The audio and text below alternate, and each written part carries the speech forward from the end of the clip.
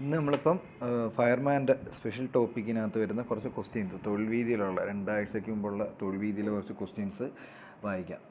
അപ്പോൾ ഇനിയിപ്പോൾ അടുത്ത 13-ാം തീയതിയിലാണ് എക്സാം. പിന്നെ നമ്മളിനിയിപ്പം തിയറി അങ്ങനെ പഠിച്ചിട്ട് കാര്യമില്ല, ക്വസ്റ്റ്യൻ വർക്കൗട്ട് ചെയ്യാം. അപ്പോൾ കുറച്ച് ക്വസ്റ്റ്യൻസ് ഉണ്ട്, നമുക്കത് വർക്കൗട്ട് ചെയ്യാം.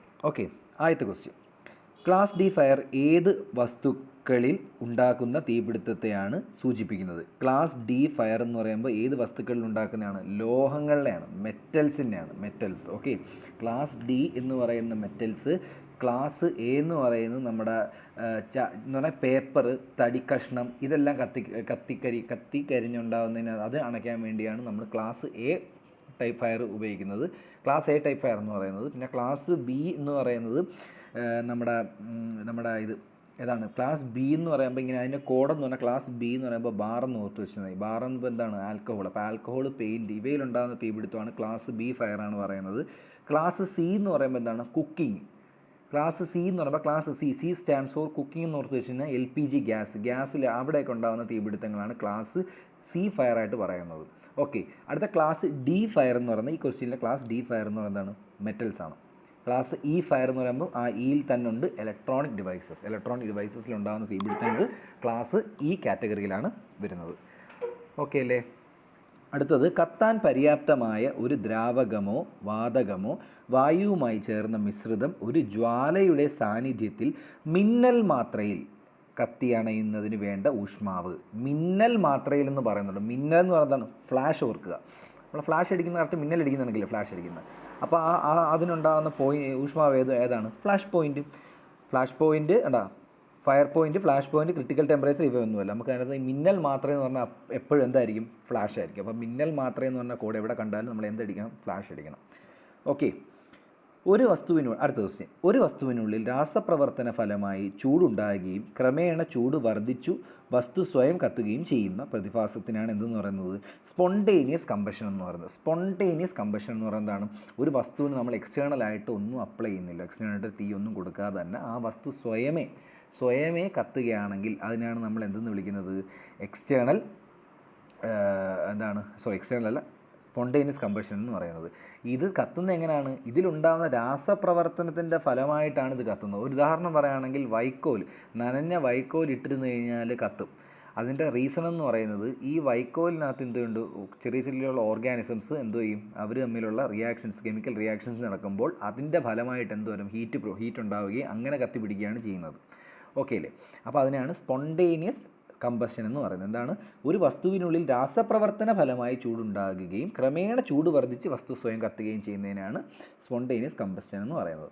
ഓക്കെ അല്ലേ? അടുത്തത് 4ാമത്തെ ക്വസ്റ്റ്യൻ. താഴെ പറയുന്നവയിൽ ഫസ്റ്റ് ഡിഗ്രി ബേണിനെ സംബന്ധിച്ചുള്ള ശരിയായ പ്രസ്താവന ഏതാണ്? ഫസ്റ്റ് ഡിഗ്രി ബേൺ നമുക്ക് നോക്കാം. തലയിലേൽക്കുന്ന പൊള്ളൽ, കൈകാലുകളിൽ ഏൽക്കുന്ന പൊള്ളൽ, ത്വക്കിൻ്റെ മേൽപ്പാളിക്ക് മാത്രം ഏൽക്കുന്ന പൊള്ളൽ, ആന്തരിക അവയവങ്ങളിൽ ഏൽക്കുന്ന പൊള്ളൽ. ഈ ഫസ്റ്റ് ഡിഗ്രി പൊള്ളൽ എന്ന് പറയുന്നത് മേൽഭാഗത്തുള്ള. സെക്കൻഡ് ഡിഗ്രി എന്ന് പറയുമ്പോൾ കുമിളകൾ വരും, നമ്മുടെ ഈ കയ്യിലൊക്കെ പൊള്ളുമ്പോഴത്തേന് ചെറിയ ചെറിയ ബബിൾസ് പോലെ വരും, അത് സെക്കൻഡ് ഡിഗ്രി. തേർഡ് ഡിഗ്രി എന്ന് പറയുമ്പോഴത്തേക്കും നമ്മുടെ കുറച്ചുകൂടെ അകത്തോട്ട് എന്ന് പറഞ്ഞാൽ സ്കിന്നിൻ്റെ കുറച്ചുകൂടെ അകത്തോട്ടുള്ള ലെയർ. ഫോർത്ത് ഡിഗ്രി എന്ന് പറയുമ്പോൾ നമ്മുടെ ടിഷ്യൂ, അകത്ത കലകളെ ബാധിക്കുന്നതാണ് ഫോർത്ത് ഡിഗ്രി എന്ന് പറയുന്നത്. ഫസ്റ്റ് ഡിഗ്രി എന്ന് പറയുന്നത് നമ്മുടെ മേൽപ്പാളി എന്ന് പറഞ്ഞാൽ ത്വക്കിൻ്റെ മേൽപ്പാളി മാത്രം ബാധിക്കുന്ന ബേണിനെ പറയുന്നതാണ് ഫസ്റ്റ് ഡിഗ്രി ബേൺ എന്നാണ് പറയുന്നത്. ഓക്കെ അല്ലേ? അടുത്തത്, ലളിതഭംഗം എന്ന് പറഞ്ഞാൽ സിമ്പിൾ ഫ്രാക്ചറാണ് ഉദ്ദേശിക്കുന്നത്. സിമ്പിൾ ഫ്രാക്ചർ എന്താണെന്ന് നോക്കാം. ശരീരത്തിനുള്ളിൽ ഒരു അസ്ഥി 2ആയി ഒടിയുന്നതിനാണ് സിമ്പിൾ ഫ്രാക്ചർ എന്ന് പറയുന്നത്. കോമ്പൗണ്ട് ഫ്രാക്ചർ എന്ന് പറയുമ്പോഴത്തേക്കിനും 2ആയിട്ടൊക്കെ ഒടിയുന്നതാണ് കോമ്പൗണ്ട് ഫ്രാക്ചർ. പിന്നെ കമ്മ്യൂട്ടേറ്റഡ് ഫ്രാക്ചർ എന്ന് പറയുന്ന സാധനം ഉണ്ട്. അതെന്ന് പറഞ്ഞാൽ നല്ല ഒടിവുകൾ വരത്തില്ലേ, കുറേ ഒടിവുകൾ വരുമല്ലോ, അതിനെയാണ് കമ്മ്യൂട്ടേറ്റഡ് ഫ്രാക്ചർ എന്ന് പറയുന്നത്. അപ്പോൾ ഇതെന്താണ്? ലളിതഭംഗം എന്ന് പറയുന്നത് സിമ്പിൾ ഫ്രാക്ചർ എന്ന് പറയുമ്പോൾ ശരീരത്തിനുള്ളിൽ ഒരു അസ്ഥി 2ആയി ഒടിയുന്നതിനാണ് എന്തെന്ന് പറയുന്നത്? സിമ്പിൾ ഫ്രാക്ചർ എന്ന് പറയുന്നത്, അല്ലെങ്കിൽ ലളിതഭംഗം എന്ന് പറയുന്നത്. ഇന്ത്യൻ റെഡ് ക്രോസ് സൊസൈറ്റി സ്ഥാപിതമായ വർഷം നമുക്ക് എല്ലാവർക്കും അറിയാം, 1920. കാരണം ഇത് നമ്മളല്ലാതെ GK പഠിക്കുന്നതാണ്. റെഡ് ക്രോസിനെ പറ്റി പഠിക്കുമ്പോൾ GK പഠിക്കുന്ന സാധനമാണ്. അപ്പോൾ ഇന്ത്യൻ റെഡ് ക്രോസിനെ സ്ഥാപിതമായ വർഷം 1920 നമ്മുടെ അതിൻ്റെ ഒരു ക്വസ്റ്റ്യൻ ഉണ്ട്, അത് ഞാൻ ഒന്ന് വായിക്കാം. അതിനകത്ത് നമ്മുടെ ഇന്ത്യൻ റെഡ് ക്രോസിൻ്റെ പ്രസിഡൻ്റ് ആരാന്നൊരു ചോദ്യമുണ്ട്. അത് നമ്മുടെ ആരാണ് ഇന്ത്യൻ റെഡ് ക്രോസ് സൊസൈറ്റിയുടെ പ്രസിഡന്റ് ആരെന്ന് വെച്ചാൽ നമ്മുടെ ഇന്ത്യൻ പ്രസിഡന്റ് തന്നെ രാംനാഥ് കോവിന്ദാണ്. അപ്പോൾ ആ ഒരു ക്വസ്റ്റ്യൻ കൂടെ ശ്രദ്ധിക്കണം. ഈ റെഡ് ക്രോസിൻ്റെ കാര്യം പറയുമ്പോൾ ശ്രദ്ധിക്കണം. പിന്നെ റെഡ് ക്രോസ് ദിനം എന്നറിയപ്പെടുന്നത് മെയ് 8-നാണ് റെഡ് ക്രോസ് ദിനം. മെയ് 8 റെഡ് ക്രോസ് ദിനം. റെഡ് ക്രോസ് സൊസൈറ്റിയുടെ പതാകയുടെ നിറം എന്ന് പറയുന്നത് വെള്ളയാണ്. റെഡ് ക്രോസ് സൊസൈറ്റിയുടെ യഥാർത്ഥ മുദ്രാവാക്യം ചാരിറ്റി ഇൻ വാറാണ്. അപ്പോൾ ജസ്റ്റ് ഇത്രയും കാര്യങ്ങൾ പറഞ്ഞേ ഉള്ളൂ എക്സ്റ്റേണലായിട്ട്. ഓക്കെ, അടുത്തത് താഴെ പറയുന്ന പ്രസ്താവനകൾ ശരിയോ തെറ്റോ എന്ന് പരിശോധിക്കുക. നമുക്ക് നോക്കാം. പക്ഷാഘാതമോ നാഡീവ്യവസ്ഥയ്ക്കു നാശനഷ്ടമോ ഉണ്ടാകുന്ന പാമ്പിൻ വിഷങ്ങൾ ന്യൂറോടോക്സിക് വിഭാഗത്തിൽ പെടുന്നു. അത് ശരിയായിട്ടുള്ള കാര്യമാണ്. ഓക്കെ, താഴെ പറയുന്ന പ്രസ്താവനകൾ ശരിയോ തെറ്റോ എന്ന് പരിശോധിക്കുക. അപ്പോൾ ആദ്യത്തെ എന്താണ്? ശരിയാണ്. രണ്ടാമത്തെ എന്താണ്? പേശികളെ തകർക്കുന്ന പാമ്പിൻ വിഷങ്ങളെ മയോടോക്സിൻ എന്ന് പറയുന്നു. ഇതിനകത്ത് എന്താണ്? 1ഉം 2ഉം ശരിയാണ്. കാരണം നമുക്കറിയാം നമ്മുടെ നാഡീകോശങ്ങളെ ബാധിക്കുന്ന അതിൻ്റെ വിഷം, അതിനാണ് ന്യൂറോ എന്ന് പറയുമ്പോൾ റിലേറ്റഡ് ടു നമ്മുടെ ഈ നാഡീ വ്യവസ്ഥയായിട്ട് ബന്ധപ്പെട്ടാണ് ന്യൂറോളജി അല്ലെങ്കിൽ ന്യൂറോൺ എന്ന് പറയുന്നത്. ന്യൂറോൺ. അപ്പോൾ ടോക്സിൻ എന്ന് പറഞ്ഞ വിഷം. അപ്പോൾ ന്യൂറോടോക്സിൻ എന്ന് പറയുമ്പോൾ ആ പേരിൽ തന്നെ ഉണ്ട്. ഈ പക്ഷാഘാതമോ അല്ലെങ്കിൽ നാഡീ വ്യവസ്ഥ നാശനഷ്ടം ഉണ്ടാക്കുന്നതിനാണ് ന്യൂറോടോക്സിൻ. അങ്ങനത്തുള്ള വിഷങ്ങളാണ് നമ്മൾ ന്യൂറോടോക്സിൻ വിഭാഗത്തിൽ പെടുത്തുന്നത്. അടുത്ത രണ്ടാമത്തെ എന്താണ്? പേശി എന്ന് പറഞ്ഞാൽ നമുക്കറിയാം മയോളജി അല്ലെങ്കിൽ മയോ എന്ന് പറഞ്ഞാൽ എന്താണ്? മസിൽസാണ്. മയോ എന്ന് പറഞ്ഞാൽ നമുക്ക് കേൾക്കുമ്പോൾ തന്നെ അറിയാം എന്താണ്? മസിൽസാണ്. സ്റ്റഡി ഓഫ് മസിൽസ് എന്ന് പറയുന്നതാണ് മയോളജി എന്ന് പറയുന്നത്. അപ്പം എന്താണ് അടുത്ത ക്വസ്റ്റ്യൻ എന്താണ്? ലൈറ്റ് വാട്ടർ എക്സ്റ്റിങ്യൂഷർ എന്നറിയപ്പെടുന്ന ഏതാണ്? ലൈറ്റ് വാട്ടർ എക്സ്റ്റിങ്യൂഷർ എന്നറിയപ്പെടുന്നത് ഏതാണ്? AFFF ആണ് ലൈറ്റ് വാട്ടർ എക്സ്റ്റിങ്യൂഷർ എന്ന് നമ്മൾ അറിയപ്പെടുന്നത്. ലൈറ്റ് വാട്ടർ എക്സ്റ്റിങ്യൂഷർ എന്നറിയപ്പെടുന്ന AFF ആണ്. AFFF. ഈ AFFFൻ്റെ നമ്മുടെ എന്താണ് അതിൻ്റെ ഫുൾ ഫോം വളരെ ഇമ്പോർട്ടൻ്റ് ആണ്. ഫുൾ ഫോം എന്ന് പറയുന്നത്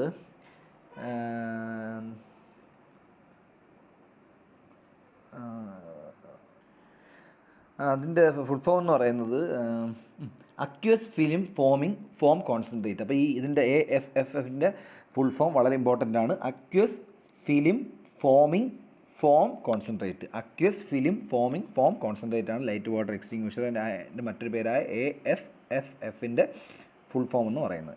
ലോഹങ്ങളിൽ ഏതു രീതിയിലാണ് താപത്തിൻ്റെ വ്യാപനം നടക്കുന്നത്? ലോഹങ്ങളിൽ ഏത് രീതിയിലാണ് നടക്കുന്നത്? നമുക്കറിയാം, ചാലനം, കണ്ടക്ഷൻ വഴിയാണ് ലോഹങ്ങളിൽ എന്തെന്ന് പറയുന്നത് നമ്മുടെ ഹീറ്റ് ട്രാൻസ്ഫർ നടക്കുന്നത്. അടുത്തത്, ചർമ്മത്തിന് കേടുപാടുകൾ വരുന്നതിന് ആവശ്യമായ ഏറ്റവും കുറഞ്ഞ താപനില. വളരെ ഇമ്പോർട്ടൻ്റ് ആണ്. അപ്പോൾ ഇത് നമുക്കൊരു ലോജിക്ക് ഉപയോഗിച്ച് നമുക്ക് നോക്കാം. ഇപ്പോൾ ക്വസ്റ്റ്യനിൽ 30 ഡിഗ്രി സെൽഷ്യസ് 28 ഡിഗ്രി സെൽഷ്യസ് എന്നൊക്കെ ഉണ്ടെങ്കിൽ നമുക്ക് ഉറപ്പായിട്ട് ഇത് കട്ട് ചെയ്യാം. കാരണം നമ്മുടെ അറ്റ്മോസ്ഫിയർ ടെമ്പറേച്ചർ ഒന്ന് ഓർത്ത് കഴിഞ്ഞാൽ നമുക്കറിയാം 34, 38 അങ്ങനെ വരെയൊക്കെ പോകുന്നുണ്ട് ഇല്ലേ? നോർമൽ റേഞ്ചിൽ 32, 33 അങ്ങനെ അറ്റ്മോസ്ഫിയർ ടെമ്പറേച്ചർ പോകുന്നത്. ചൂട് കൂടുന്ന സമയങ്ങളിലാണ് പോകുന്നത്. അപ്പം നമുക്ക് ഈ 44 എത്തുന്ന ചില സ്ഥലങ്ങളിലാണ് സൂര്യാഘാതം ചില ആൾക്കാർ കേൾക്കുന്നത്, പൊള്ളലൊക്കെ കേൾക്കുന്നതെന്ന് നമ്മൾ കേട്ടിട്ടില്ലേ? അപ്പം ആ ഒരു ഓപ്ഷനിൽ ഈ 30 ആ റേഞ്ചിൽ വരുന്നുണ്ടെങ്കിൽ നമുക്ക് ഉറപ്പായിട്ട് ഓപ്ഷൻ കട്ട് ചെയ്യാം. പക്ഷേ ഈ ഓപ്ഷൻ നമുക്കത് കട്ട് ചെയ്യാൻ പറ്റത്തില്ല. അപ്പം ആൻസർ എന്ന് പറയുന്നത് എന്താണ്? 44 ഡിഗ്രിയാണ്. ഇൻ കേസ് PSC ഈ ക്വസ്റ്റ്യൻ ചോദിച്ചാൽ അതിനകത്തെങ്ങാണ് നമുക്ക് ഇപ്പം 32 അങ്ങനെയാണ് ഒരു ഓപ്ഷൻ ഇട്ട് കഴിഞ്ഞാൽ ഉറപ്പായിട്ടും നമുക്കത് കട്ട് ചെയ്യാം. 4 ഓപ്ഷനിൽ അങ്ങനെ 2 കട്ട് ചെയ്തതിന് പിന്നെ 2 ഏതാണെന്നുള്ളത് ഓർത്ത് വെച്ചിരുന്നാൽ മതി. ഓക്കെ, അപ്പോൾ ഇതെന്താണ്? 44 ഡിഗ്രി സെൽഷ്യസ് ഉണ്ടെങ്കിൽ മാത്രമേ എന്ത് വരത്തുള്ളൂ? ചർമ്മത്തിന് കേടുപാടുകൾ വരുന്നതിനാവശ്യമായ കുറഞ്ഞ താപനിലയാണ് 44 ഡിഗ്രി സെൽഷ്യസ് എന്ന് പറയുന്നത്. അടുത്തത്, വാട്ടർ ടൈപ്പ് എക്സ്റ്റിങ്യൂഷറുകൾ ഏത് തരം തീയെ കെടുത്താനാണ് ഉപയോഗിക്കുന്നത്? നമ്മൾ ക്ലാസ് എ ഫയറിനാണ് എന്തെന്ന് പറയുന്നത് വാട്ടർ ടൈപ്പ് എക്സ്റ്റിങ്യൂഷർ. ഞാൻ ആദ്യം പറഞ്ഞായിരുന്നു ക്ലാസ് എ ഫയർ എന്ന് പറയുമ്പോൾ എന്തൊക്കെയാണ്? ക്ലാസ് എ ഫയർ എന്ന് പറഞ്ഞാൽ നമ്മുടെ പേപ്പറിലുണ്ടാകുന്ന തീപിടുത്തം, തടിയിലുണ്ടാകുന്ന തീപിടുത്തം, ഇതിനൊക്കെയാണ് ഈ ക്ലാസ് എ കാറ്റഗറിയിൽ പറഞ്ഞിരിക്കുന്നത്. അപ്പം നമുക്ക് തന്നെ അറിയാം, നമ്മളിപ്പോൾ ഇവിടെ തന്നെ കൂട്ടിയിട്ട് കരിയിൽ കത്തിക്കുമ്പം നമ്മളെ വീട്ടിലൊക്കെ തന്നെ അതിൽ കരിയിലെ കൂട്ടിയിട്ട് കത്തിക്കുമ്പോൾ എങ്ങാനും വലിയ ഫ്ലെയിമുകൾ. അപ്പോൾ ഞാനൊക്കെ ഇവിടെ കത്തിച്ച സമയത്തൊക്കെ നല്ല രീതിയിൽ ഇതിൽ ഉണങ്ങിയ കരിയിലേക്ക് ആകുമ്പോൾ നല്ല രീതിയിൽ തീ പിടിച്ചിട്ടുണ്ട്. അപ്പോൾ അങ്ങനെ തീ പിടിക്കുമ്പോഴത്തേക്കിനും ആദ്യം ചെയ്യുന്നത് എന്താണ്? നമ്മൾ വെള്ളം ഒഴിച്ച് കെടുത്തുകയാണ് ചെയ്യുന്നത്. അപ്പോൾ അതൊക്കെ ക്ലാസ് എ ടൈപ്പ് ഫയറാണത്. അപ്പോൾ അതിനെ എക്സ്റ്റിങ്വിഷ് ചെയ്യുന്നത് എന്താണ്? ഈ വാട്ടർ ടൈപ്പ് എക്സ്റ്റിങ്വിഷറൊക്കെയാണ് അതിന് ഉപയോഗിക്കുന്നത്.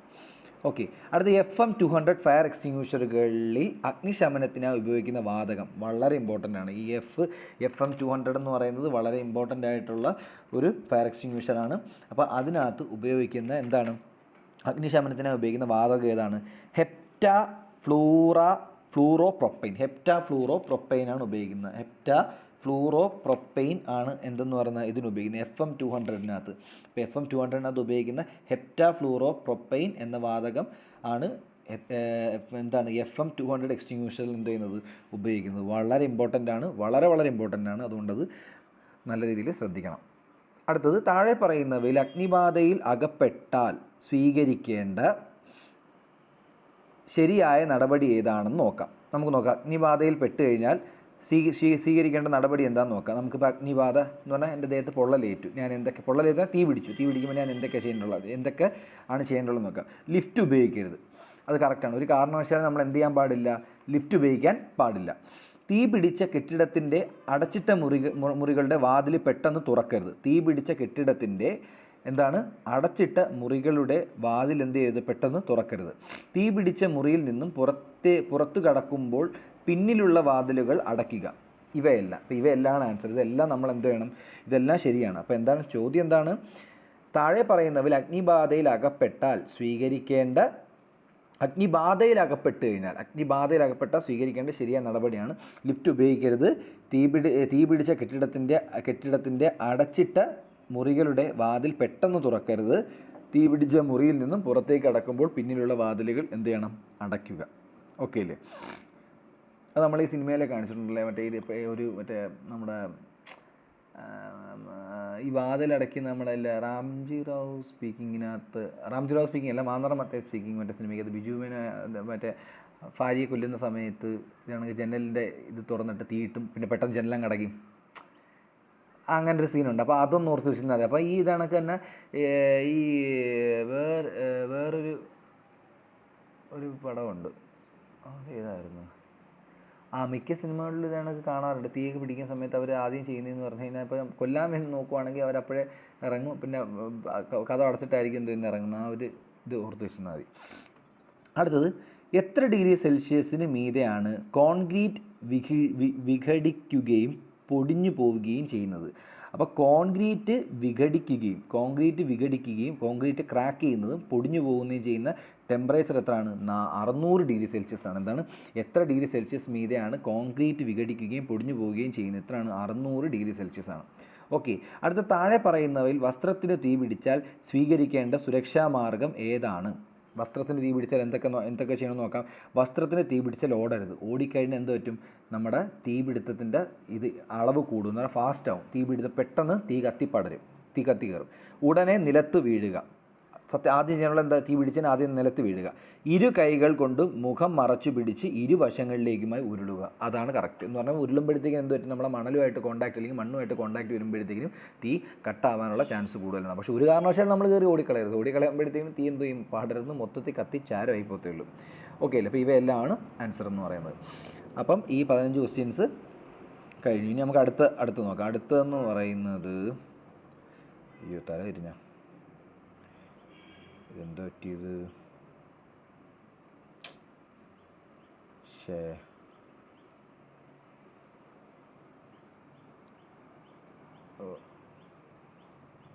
തല തിരിഞ്ഞു പോയി. കുഴപ്പമില്ല, നമുക്കിങ്ങനെ വായിക്കാം.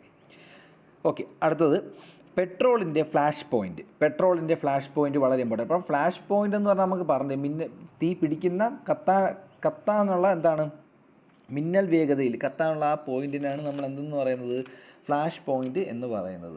ഓക്കെ അല്ലേ? അപ്പം അതെ, മിന്നൽ മാത്രയിൽ കത്തി അണയുന്നതിന് വേണ്ട കുറഞ്ഞ ഊഷ്മാവാണ് ഫ്ലാഷ് പോയിൻ്റ് എന്ന് പറയുന്നത്. അപ്പം മിന്നൽ മാത്രയിൽ കത്തുന്നതിന് വേണ്ടിയുള്ള പെട്രോളിൻ്റെ കുറഞ്ഞ ഊഷ്മാവെന്ന് പറയുന്ന പെട്രോളിൻ്റെ ഫ്ലാഷ് പോയിൻ്റ് എന്ന് പറയുന്നത് എത്രയാണ്? -45 ഡിഗ്രി സെൽഷ്യസ് ആണ്. -45 ഡിഗ്രി സെൽഷ്യസ്. അടുത്തത്, താഴെ പറയുന്നവയിൽ ഫയർ ടെട്രാഹൈഡ്രോണിൽ ഉൾപ്പെടാത്ത ഘടകം ഏതാണ്? താഴെ പറയുന്നവയിൽ ഫയർ ടെട്രാഹൈഡ്രോണിൽ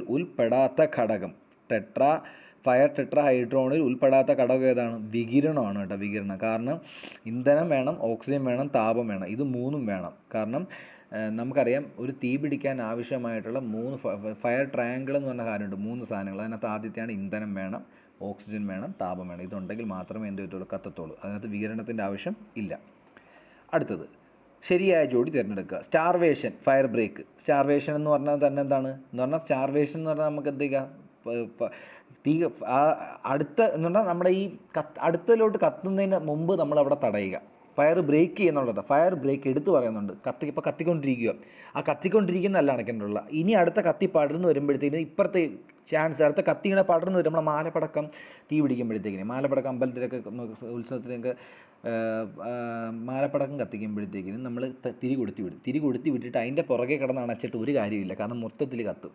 അപ്പോൾ അതിൻ്റെ അടുത്ത പോയിൻ്റ്, അടുത്ത കത്തിപ്പിടിക്കുന്ന പോയിൻ്റ് എവിടെയാണോ അവിടെ കട്ട് ചെയ്യണം. അപ്പോൾ അത്രയും ഭാഗം മാത്രമേ കത്തുള്ളൂ, പിന്നീട് അങ്ങോട്ട് നമുക്ക് തടയാൻ പറ്റും. അത് അങ്ങനെ ഒരു മോഡലാണ് ഈ സ്റ്റാർവേഷൻ എന്ന് പറഞ്ഞാൽ. ഫയർ ബ്രേക്കാണ്. സ്മോദറിങ് എന്ന് പറഞ്ഞാൽ മണൽ, സ്മോദറിങ് അല്ലെങ്കിൽ ബ്ലാങ്കറ്റിംഗ് എന്ന് പറയുന്നത് എന്താണ്, നമ്മൾ തീയുടെ മുകളിൽ തീ എയറുമായിട്ടുള്ള ഓക്സിജനുമായിട്ടുള്ള കോൺടാക്റ്റ് കട്ട് ചെയ്യാൻ വേണ്ടിയാണ് എന്ത് ചെയ്യുന്നത്, സ്മോദറിങ് അല്ലെങ്കിൽ ബ്ലാങ്കറ്റിംഗ് ചെയ്യുന്നത്. അപ്പോൾ നമ്മൾ അതിന് മണലെടുക്കുക. അപ്പോൾ തന്നെ തീയുടെ മുകളിൽ മണലിട്ട് കഴിഞ്ഞാൽ പിന്നെ അറ്റ്മോസ്ഫിയറിക് എയറുമായിട്ട് കോൺടാക്റ്റ് ഇല്ല. അറ്റ്മോസ്ഫിയറിക് എയറുമായിട്ട് കോൺടാക്റ്റ് ഉണ്ടെങ്കിലാണ് അതിൻ്റെ ഓക്സിജനുമായിട്ട് കമ്പൈൻ ചെയ്തിട്ട് ഇത് തീ നല്ല രീതിയിൽ പിടിക്കുന്നത്. പിന്നെ ബ്ലാങ്കറ്റിംഗ് എന്ന് പറയുമ്പോൾ എന്താണ്, ഫോം. ബ്ലാങ്കറ്റിംഗ് രണ്ടുമുണ്ട്, സ്മോദറിങ്ങും എന്ന് പറഞ്ഞാൽ മണൽ, ബ്ലാങ്കറ്റിംഗ് എന്ന് പറഞ്ഞാൽ എന്താണ്, ഫോം. ഇത് രണ്ടും സെയിം ആണ്. എന്ന് പറഞ്ഞാൽ ബ്ലാങ്കറ്റിങ്ങിനും സ്മോദറിങ്ങും ഒരേ ടൈപ്പാണ്. എന്ന് പറഞ്ഞാൽ തീയുടെ ഓക്സിജൻ്റെ പ്രസൻസ് കട്ട് ചെയ്യുക എന്നുള്ളതാണ്. അപ്പോൾ അതിനൊന്നെങ്കിൽ ഫോം ടൈപ്പ് എന്ന് പറഞ്ഞാൽ നമുക്ക് ഈ വെള്ളത്തിൽ എന്ന് പറഞ്ഞാൽ നേരത്തെ നമ്മൾ പഠിച്ചിരുന്നല്ലോ ക്ലാസ് ബി ടൈപ്പ് ഫയർ ആണ് എങ്കിൽ നമ്മളവിടെ മറ്റേ മണൽ കൊണ്ടിട്ടിട്ട് കാര്യമില്ല. അവിടെ നമ്മൾ ഉപയോഗിക്കേണ്ടത് എന്താണ്, ഫോം ടൈപ്പാണ് നമ്മൾ ഉപയോഗിക്കേണ്ടുള്ളത്. കാരണം വെള്ളത്തിൽ ഫോമിൻ്റെ അംശം വന്ന് അങ്ങനെ മാത്രമേ നമുക്കത് അണയ്ക്കാൻ പറ്റത്തുള്ളൂ. ഓക്കെ അല്ലേ? അടുത്തത് ജലത്തിൻ്റെ ബാഷ്പീകരണ ലീനതാപം. വളരെ ഇമ്പോർട്ടൻ്റ് ആണ്. ബാഷ്പീകരണ ലീനതാപം എന്ന് പറഞ്ഞാൽ 540 കലോറി പെർ ഗ്രാമാണ്. 540 കലോറി പെർ ഗ്രാമാണ്. ജലത്തിൻ്റെ ബാഷ്പീകരണ ലീനതാപം എന്ന് പറഞ്ഞാൽ 540 കലോറി പെർ ഗ്രാമാണ്.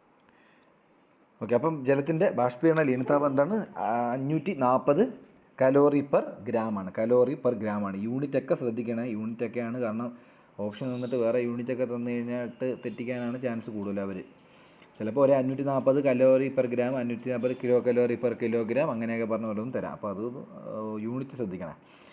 അപ്പം അടുത്തത്, താഴെ പറയുന്നവയിൽ ഏതു പദാർത്ഥമാണ് ചൂടാക്കുമ്പോൾ ദ്രാവകമാകാതെ നേരിട്ട് വാതക രൂപത്തിലാവുന്നത്? അപ്പോൾ ചൂടാക്കാതെ നേരിട്ട് വാതക രൂപത്തിലാവുന്ന പ്രോസസ്സിനെ നമ്മൾ വിളിക്കുന്ന പേരാണ് സബ്ലിമേഷൻ. ഉൽപ്പദനം എന്ന് പറയും. ഉത്പദനം എന്ന് നമ്മൾ പറയും. അപ്പോൾ അതിന് നമുക്ക് നോക്കാം. കർപ്പൂരം, അതിനകത്ത് പഠിക്കുന്നത് തന്നെ കർപ്പൂരമാണ്. എക്സാമ്പിൾ ഉൽപ്പദനത്തിന് പഠിക്കുന്നത്. അയഡിൻ, ഡ്രൈ ഐസ്, ഇതെല്ലാം എന്താണ്, സബ്ലിമേഷൻ എന്ന് പറഞ്ഞാൽ ഉത്പദനത്തിന് വിധേയമാകും. നേരിട്ട് ചൂടാക്കുമ്പോൾ നേരിട്ട് ദ്രാവകമാകാതെ വാതകമാകുന്ന ആൾക്കാരാണ് ഇവർ മൂന്നെന്ന് പറയുന്നത്. അടുത്തത് TEC ടൈപ്പ് ഫയർ എക്സ്റ്റിങ്യൂഷറിൽ ഉൾപ്പെടാത്ത ഘടകം. TEC type. ഈ TECയുടെ ഫുൾ ഫോം കിട്ടിക്കഴിഞ്ഞാൽ തന്നെ, ഫുൾ ഫോം പഠിക്കുകയാണെങ്കിൽ തന്നെ നമുക്കിതിന് ആൻസർ ചെയ്യാം. എങ്ങനെ അറിയാമോ? ടെർണറി യൂടെക്റ്റിക് ക്ലോറൈഡ് എന്നാണ് ഇതിൻ്റെ TECയുടെ full form. Ternary eutectic chloride type fire extinguisher എന്നാണ് ഇതിൻ്റെ ഫുൾ ഫോം എന്ന് പറയുന്നത്. അപ്പോൾ എന്താണ്, ക്ലോറൈഡ് എന്ന് പറഞ്ഞ പദം വന്നിട്ടുണ്ട്. ഈ ടെർണറി യൂടെക്റ്റിക് ക്ലോറൈഡ് എക്സ്റ്റിങ്യൂഷറിൽ വരുന്ന പ്രധാനപ്പെട്ട 3 ഘടകങ്ങളെന്ന് പറയുന്നത് സോഡിയം ക്ലോറൈഡും പൊട്ടാസ്യം ക്ലോറൈഡും ബേരിയം ക്ലോറൈഡുമാണ്. അപ്പോൾ ഈ ഓപ്ഷനിൽ നിന്ന് തന്നെ നമുക്ക് നോക്കുക, ക്ലോറൈഡ് ഇല്ലാതെ വന്നേക്കുന്ന എന്തുവാണോ അതാണ് ഉൾപ്പെടാത്ത ഘടകം. അപ്പോൾ ഈ TEC എന്ന് പറഞ്ഞു കഴിഞ്ഞാൽ അതിൻ്റെ ഫുൾ ഫോം അറിയാമെങ്കിൽ എന്താണ്, ടെർണറി യൂടെക്റ്റിക് ക്ലോറൈഡ് ആണ്. ഇതിൽ വരുന്ന 3 പ്രധാനപ്പെട്ട ഘടകങ്ങളാണ് ഏതെന്ന് പറയുന്നത്, sodium chloride, potassium chloride, barium chloride. അപ്പോൾ ഈ ടെർണറി യൂടെക്റ്റിക് ക്ലോറൈഡ് ആ ക്ലോറൈഡ് ആണെന്ന് അറിഞ്ഞു കഴിഞ്ഞാൽ തന്നെ നമുക്ക് ആൻസർ നമുക്ക് ഇൻ കേസ് നമുക്ക് അവിടെ വെച്ച് കിട്ടിയില്ലെങ്കിൽ കൂടി ഇതിൻ്റെ ഫുൾ ഫോം അറിയാമെങ്കിൽ നമുക്ക് ഓപ്ഷനിൽ നിന്ന് കട്ട് ചെയ്യാനുള്ള ഒരു ബുദ്ധി നമുക്ക് അവിടെ വെച്ച് ഒരു ഐഡിയെങ്കിലും നമുക്ക് കിട്ടും. അപ്പോൾ എന്താണ് സോഡിയം ബൈകാർബണേറ്റ് ആണ് ഇതിൽ ഉൾപ്പെടാത്തത്. സോഡിയം ബൈകാർബണേറ്റ് വരുന്നത് എവിടെ, BC ടൈപ്പിൽ. ആ BC ടൈപ്പിൽ സോഡിയം ബൈകാർബണേറ്റ് ആണെന്ന് പഠിക്കാനൊരു കോഡുണ്ട്. BC എന്ന് പറഞ്ഞാൽ ബൈകാർബണേറ്റ്. ആ BC ബൈകാർബണേറ്റ് ആണെന്ന് അങ്ങ് ചിന്തിച്ചാൽ മതി. അപ്പോൾ BC ടൈപ്പിൽ സോഡിയം ബൈകാർബണേറ്റ്, സോഡിയം ആണെന്ന് ഓർക്കണം, സോഡിയം ബൈകാർബണേറ്റ് ആണെന്ന് ഓർക്കണം, ബൈകാർബണേറ്റ് വരുന്നുള്ള കാര്യം ഓർക്കണം. അടുത്ത് ABC ടൈപ്പിൽ വരുന്ന പ്രധാന ഘടകമാണ് മോണോ അമോണിയം ഫോസ്ഫേറ്റ്. ഇതല്ല പഠിച്ചു പറ്റത്തുള്ളൂ, മോണോ അമോണിയം ഫോസ്ഫേറ്റ് ABC ടൈപ്പിൽ. ഓക്കെ അല്ലേ? ഇനി അടുത്തത് നമുക്ക് ഫയർ എക്സ്റ്റിങ്യൂഷർ കണ്ടുപിടിച്ചത് ആരാണ്? ജോർജ് വില്യം മാൻബി ആണ് എന്തെന്ന് പറയുന്നത്, ഫയർ എക്സ്റ്റിങ്യൂഷർ കണ്ടുപിടിച്ചത് ആരാണ്? ജോർജ് വില്യം മാൻബി ആണ്. ജോർജ് വില്യം മാൻബി ആണ് എന്തെന്ന് പറയുന്നത്, ഫയർ എക്സ്റ്റിങ്യൂഷർ കണ്ടുപിടിച്ചത്. ഈ ഫയർ എക്സ്റ്റിങ്യൂഷർ എന്ന് പറഞ്ഞ സാധനം തന്നെ മനുഷ്യർക്ക് വേണ്ടിയുള്ളതല്ലേ. എന്ന് പറഞ്ഞാൽ മനുഷ്യൻ വർക്ക് ചെയ്യുന്ന സ്ഥലങ്ങളിൽ അപകട സാധ്യത ഉണ്ടാകുമ്പോൾ മനുഷ്യനെ അപകടത്തിൽ നിന്ന് രക്ഷിക്കാൻ വേണ്ടി ആണ് ഈ ഫയർ എക്സ്റ്റിങ്യൂഷറിൻ്റെ മെയിൻ ഉദ്ദേശം എന്ന് തന്നെ പറയുന്നത്. അപ്പം മനുഷ്യന് വേണ്ടി, അപ്പോൾ മാൻബി അങ്ങനെ ഒരു കോഡ് പിടിച്ചാൽ മതി. മാൻബിക്ക് വേണ്ടിയാണ് ഫയർ എക്സ്റ്റിങ്യൂഷർ, മനുഷ്യന് വേണ്ടിയല്ലേ. മനുഷ്യൻ മീൻസ് മാൻ എന്ന് പറയുമ്പോഴത്തേക്കിനും നമുക്ക് പൊതുവേ അങ്ങ് എടുത്താൽ മതി. മനസ്സിലായില്ലേ? ഓക്കെ അല്ലേ? മാൻ എന്ന് പറയുന്നത് ഇപ്പോൾ വുമൺ, മാൻ, അപ്പോൾ അതെല്ലാം കൂടെ ഒറ്റ കാറ്റഗറി ആയിട്ടങ്ങ് പറഞ്ഞല്ലോ, മാൻബി എന്നോർത്ത് വെച്ചാൽ മതി. പിന്നെ താഴെ പറയുന്നവയിൽ കാർബൺ ഡൈ ഓക്സൈഡ് ഫയർ എക്സ്റ്റിങ്യൂഷറിനെ സംബന്ധിച്ചുള്ള തെറ്റായ പ്രസ്താവന ഏതാണ് കാർബൺ ഡൈ ഓക്സൈഡ് ഫയർ എക്സ്റ്റിങ്യൂഷറാണ്, അതിനെ സംബന്ധിച്ച് തെറ്റായ പ്രസ്താവനയാണ് ചോദിച്ചേക്കുന്നത്. നമുക്ക് നോക്കാം. ഇതിനകത്ത് വൈദ്യുത ചാലകമാണ് എന്ന് പറയുന്നത് തെറ്റാണ്. കാർബൺ ഡൈ ഓക്സൈഡ് എന്തല്ല, വൈദ്യുത ചാലകമല്ല. ബാക്കിയെല്ലാം ശരിയാണ്. അപകടത്തിൽപ്പെട്ടവർക്ക് രക്ഷാപ്രവർത്തകർക്ക് ശ്വാസസംബന്ധമായിട്ട് ബുദ്ധിമുട്ടുകൾ ഉണ്ടാക്കും, അത് കറക്റ്റാണ്. കാർബൺ ഡൈ ഓക്സൈഡ് അങ്ങനെ ഒരു കുഴപ്പമുണ്ട്. അടഞ്ഞ മുറികളിൽ മാത്രമേ ഫലപ്രദമായി ഉപയോഗിക്കാൻ സാധിക്കത്തുള്ളൂ, അതുകൊണ്ട് അടഞ്ഞ മുറികളിൽ മാത്രമേ നമുക്ക് ഇതിനെ ഉപയോഗിക്കാൻ പറ്റത്തുള്ളൂ. പിന്നെ ചെറു വിടവുകളിൽ പോലും കടത്തി ചെന്ന് അഗ്നിശമനം നടത്തും, അതാണ് അതിൻ്റെ ഒരു പ്രത്യേകതയായിട്ട് പറയുന്നത്. അപ്പോൾ ഇതിൽ ഇല്ലാത്തതെന്ന് പറഞ്ഞാൽ ഇതൊരു വൈദ്യുത ചാലകമാണെന്ന് പറയുന്നത് തെറ്റാണ്. ബാക്കി ഈ 3 പോയിൻറ്റ്സും ശരിയാണ്. ഓക്കെ അല്ലേ? അടുത്ത വാതക രൂപത്തിലുള്ള അഗ്നിശമന മാധ്യമത്തിന് ഉദാഹരണം ഏതൊക്കെയാണ്? Carbon dioxide, halon, clean agent, ഇവയെല്ലാം ആണ് ആൻസർ എന്ന് പറയുന്നത് കേട്ടോ. കാരണം ഈ ക്ലീൻ ഏജൻറ്റ് എന്ന് പറയുന്നത് ഏതൊക്കെയാണ് വരുന്നത്? നമ്മൾ നേരത്തെ പറഞ്ഞ ഈ ഹെപ്റ്റാ ഫ്ലൂറോ പ്രൊപ്പൈൻ, അതല്ല ഈ ക്ലീൻ ഏജൻറ്റിനകത്ത് വരുന്നത്. എന്ന് പറഞ്ഞാൽ ദ്രാവക രൂപത്തിൽ സംഭരിക്കപ്പെട്ടതും ഉപയോഗിക്കുമ്പോൾ വാതക രൂപത്തിൽ പുറത്ത് വന്ന് അഗ്നിശമനം നടത്തുന്നതുമായ അഗ്നിശമനികളാണ് ക്ലീൻ ഏജൻറ്റ് എന്ന് പറയുന്നത്. അപ്പോൾ ശ്രദ്ധിക്കണം, ക്വസ്റ്റ്യൻ എന്തോ വാതക രൂപത്തിലുള്ളതെന്നാണ് ചോദിച്ചേക്കുന്നത്. അപ്പോൾ ഇതിനകത്ത് കാർബൺ ഡൈ ഓക്സൈഡ് വാതകമാണെന്ന് നമുക്കറിയാം, ഹാലോൺ വാതകമാണെന്ന് നമുക്കറിയാം, വാതകങ്ങളാണ് നമുക്കറിയാം. Halon type, helium, neon, argon, krypton, സലോൺ, റോഡൺ, ഇതെല്ലാം ഹാലോജൻ അല്ലെങ്കിൽ ഹാലോൺ ടൈപ്പ് വരുന്നതാണ്. ക്ലീൻ ഏജൻറ്റ് എന്ന് പറയുമ്പോൾ ഡൗട്ട് അടിക്കും. ക്ലീൻ ഏജൻറ്റ് എന്ന് പറയുമ്പോൾ പെട്ടെന്ന് നമ്മുടെ മനസ്സിലൊരു ഒരു ക്ലീൻ ഏജൻറ്റ് അത് വരും. കാരണം അത് ക്ലീൻ, നമ്മൾ വിചാരിക്കും ഒരു ക്ലീൻ, കഴുകിക്കളയുന്ന, വൃത്തിയാക്കുന്ന അങ്ങനെ ഒരു ടൈപ്പിലോട്ട് പോകും. അപ്പോൾ അത് ഒരിക്കലും അങ്ങനെ ചിന്തിക്കരുത്. നമ്മൾ ക്ലീൻ ഏജൻറ്റിൻ്റെ ഡെഫിനിഷൻ എന്ന് പറയുന്നത് തന്നെ ദ്രാവക രൂപത്തിലാണ് അതിനെ സംഭരിക്കപ്പെടുന്നത്. അതിനെ സ്റ്റോർ ചെയ്യുന്ന ദ്രാവക രൂപത്തിലാണെങ്കിലും അത് ആ നോസിലിൽ കൂടെ പുറത്ത് വരുമ്പോൾ അത് ഗ്യാസ് ആയിട്ടാണ് വരുന്നത്. അപ്പോൾ ഗ്യാസ് രൂപത്തിൽ തന്നെയാണ് ഇത് പുറത്തോട്ട് വരുന്നത്. അതുകൊണ്ട് അതും എന്താണ്, വാതക രൂപത്തിലുള്ള അഗ്നിശമന മാധ്യമത്തിന് ഉദാഹരണമാണ്. അപ്പോൾ ഇതിനകത്ത് ആൻസർ ഇവയെല്ലാമാണ്. ഓക്കെ അല്ലേ? കാർബൺ ഡൈ ഓക്സൈഡിൻ്റെ ഇൻഹിബിഷൻ ഫാക്ടർ എത്ര ശതമാനമാണ്? ലക്ഷ്യയുടെ അവരുടെ സ്പെഷ്യൽ ടോപ്പിക്കിൽ എടുത്ത് ഒരു ബോക്സിലാണ്ട് കൊടുത്തിട്ടുണ്ട് ഈ സാധനം, carbon dioxide inhibition factor എന്ന് പറയുന്നത്. അപ്പോൾ അത്രത്തോളം ഇമ്പോർട്ടൻ്റ് ആയിട്ടായിരിക്കും കൊടുത്തത്. അപ്പം അത് ശ്രദ്ധിക്കണം. ബോക്സിലല്ല അല്ല പറഞ്ഞു പോയിട്ടുണ്ട്. കാർബൺ ഡൈ ഓക്സൈഡിൻ്റെ ഇൻഹിബിഷൻ ഫാക്ടർ എന്ന് പറയുന്നത് എത്രയാണ്? 19%. ഓക്കെ അല്ലേ? അടുത്ത, ശ്വാസനാളത്തിൽ പുറമേ നിന്നുള്ള വസ്തുക്കൾ പ്രവേശിച്ച് വായു സഞ്ചാരത്തിന് തടസ്സമുണ്ടാകുന്ന അവസ്ഥയാണ് ചോക്കിംഗ് എന്ന് പറയുന്നത്. ചോക്കിംഗ് എന്ന് നമുക്കറിയാം നമ്മളെ ഈ എന്താണ്, നമ്മൾ കഴിക്കുന്ന സമയത്ത് അതിൻ്റെ ആഹാരം കൊടുക്കുമ്പോൾ നമുക്കുണ്ടാകുന്ന ഒരു ഇറിറ്റേഷനില്ല, അതാണ് ചോക്കിംഗ് എന്ന് പറയുന്നത്. കഫിങ് വരത്തില്ല. കഫിങ് എന്ന് പറഞ്ഞാൽ ചുമയാണ്, അത് രണ്ടാണ്. ചോക്കിംഗ് എന്ന് പറഞ്ഞാൽ നമ്മൾ എടുത്ത് പറയുന്നുണ്ട് ശ്വാസനാളത്തിൽ പുറമേ നിന്നുള്ള വസ്തുക്കൾ പ്രവേശിച്ചുണ്ടാകുന്ന തടസ്സത്തെയാണ് ചോക്കിംഗ് എന്ന് പറയുന്നത്. ഓക്കെ അല്ലേ? അടുത്തത്, താഴെ പറയുന്നവയിൽ ഉളുക്ക് സംഭവിച്ചാൽ നൽകുന്ന പ്രാഥമിക ശുശ്രൂഷ എന്തെല്ലാം എന്നാണ്? ഉളുക്ക് സംഭവിച്ചാൽ നമുക്ക് നോക്കാം. പരിക്കേറ്റ ഭാഗം അനക്കാതെ വെക്കുക. കറക്റ്റാണ്. ഉളുക്ക് എത്തുമ്പോൾ നമ്മൾ വീണ്ടും അനക്കി കഴിഞ്ഞാൽ അതൊന്നുകൂടെ വഷളാവത്തേ ഉള്ളൂ. നമുക്ക് തന്നെ അറിയാവുന്ന കേസ്. അപ്പോൾ അതെന്ത് ചെയ്യുക? പരിക്കേറ്റ ഭാഗം അനക്കാതെ വെക്കുക. തുണിയിൽ പൊതിഞ്ഞ ഐസ് കട്ട ഉപയോഗിച്ച് പരിക്കേറ്റ ഭാഗം തണുപ്പിക്കുക. തുണിയിൽ പൊതിഞ്ഞ ഐസ് കട്ട ഉപയോഗിച്ച് എന്ത് ചെയ്യുക? ഈ പരിക്കേറ്റ ഭാഗം തണുപ്പിക്കുക. പരിക്കേറ്റ ഭാഗം ബാൻഡേഡ് ഉപയോഗിച്ച് കെട്ടിവെക്കുക. ഇതെല്ലാം നമ്മൾ ചെയ്തൊക്കെ പൊതുവേ നമ്മൾ കാണുന്ന കാര്യങ്ങളാണ്.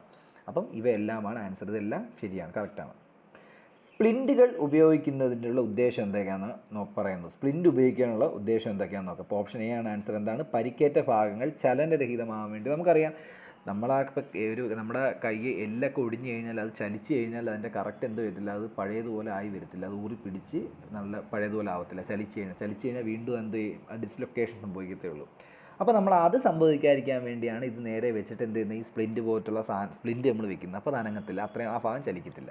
അപ്പോൾ നമ്മുടെ റിക്കവറിക്ക് ഒരുപാട് അത് സഹായകം, പെട്ടെന്ന് റിക്കവർ ആവുകയും ചെയ്യും. മറ്റേതാണെങ്കിൽ നല്ല സമയം, മറ്റേതാണെങ്കിൽ പറ്റത്തില്ല, കാരണം അത് വേദന എടുക്കും. അതിനെ അനക്കി കഴിഞ്ഞാൽ അത് കറക്റ്റായിട്ട് റീജോയിൻ ചെയ്ത് വരത്തില്ല.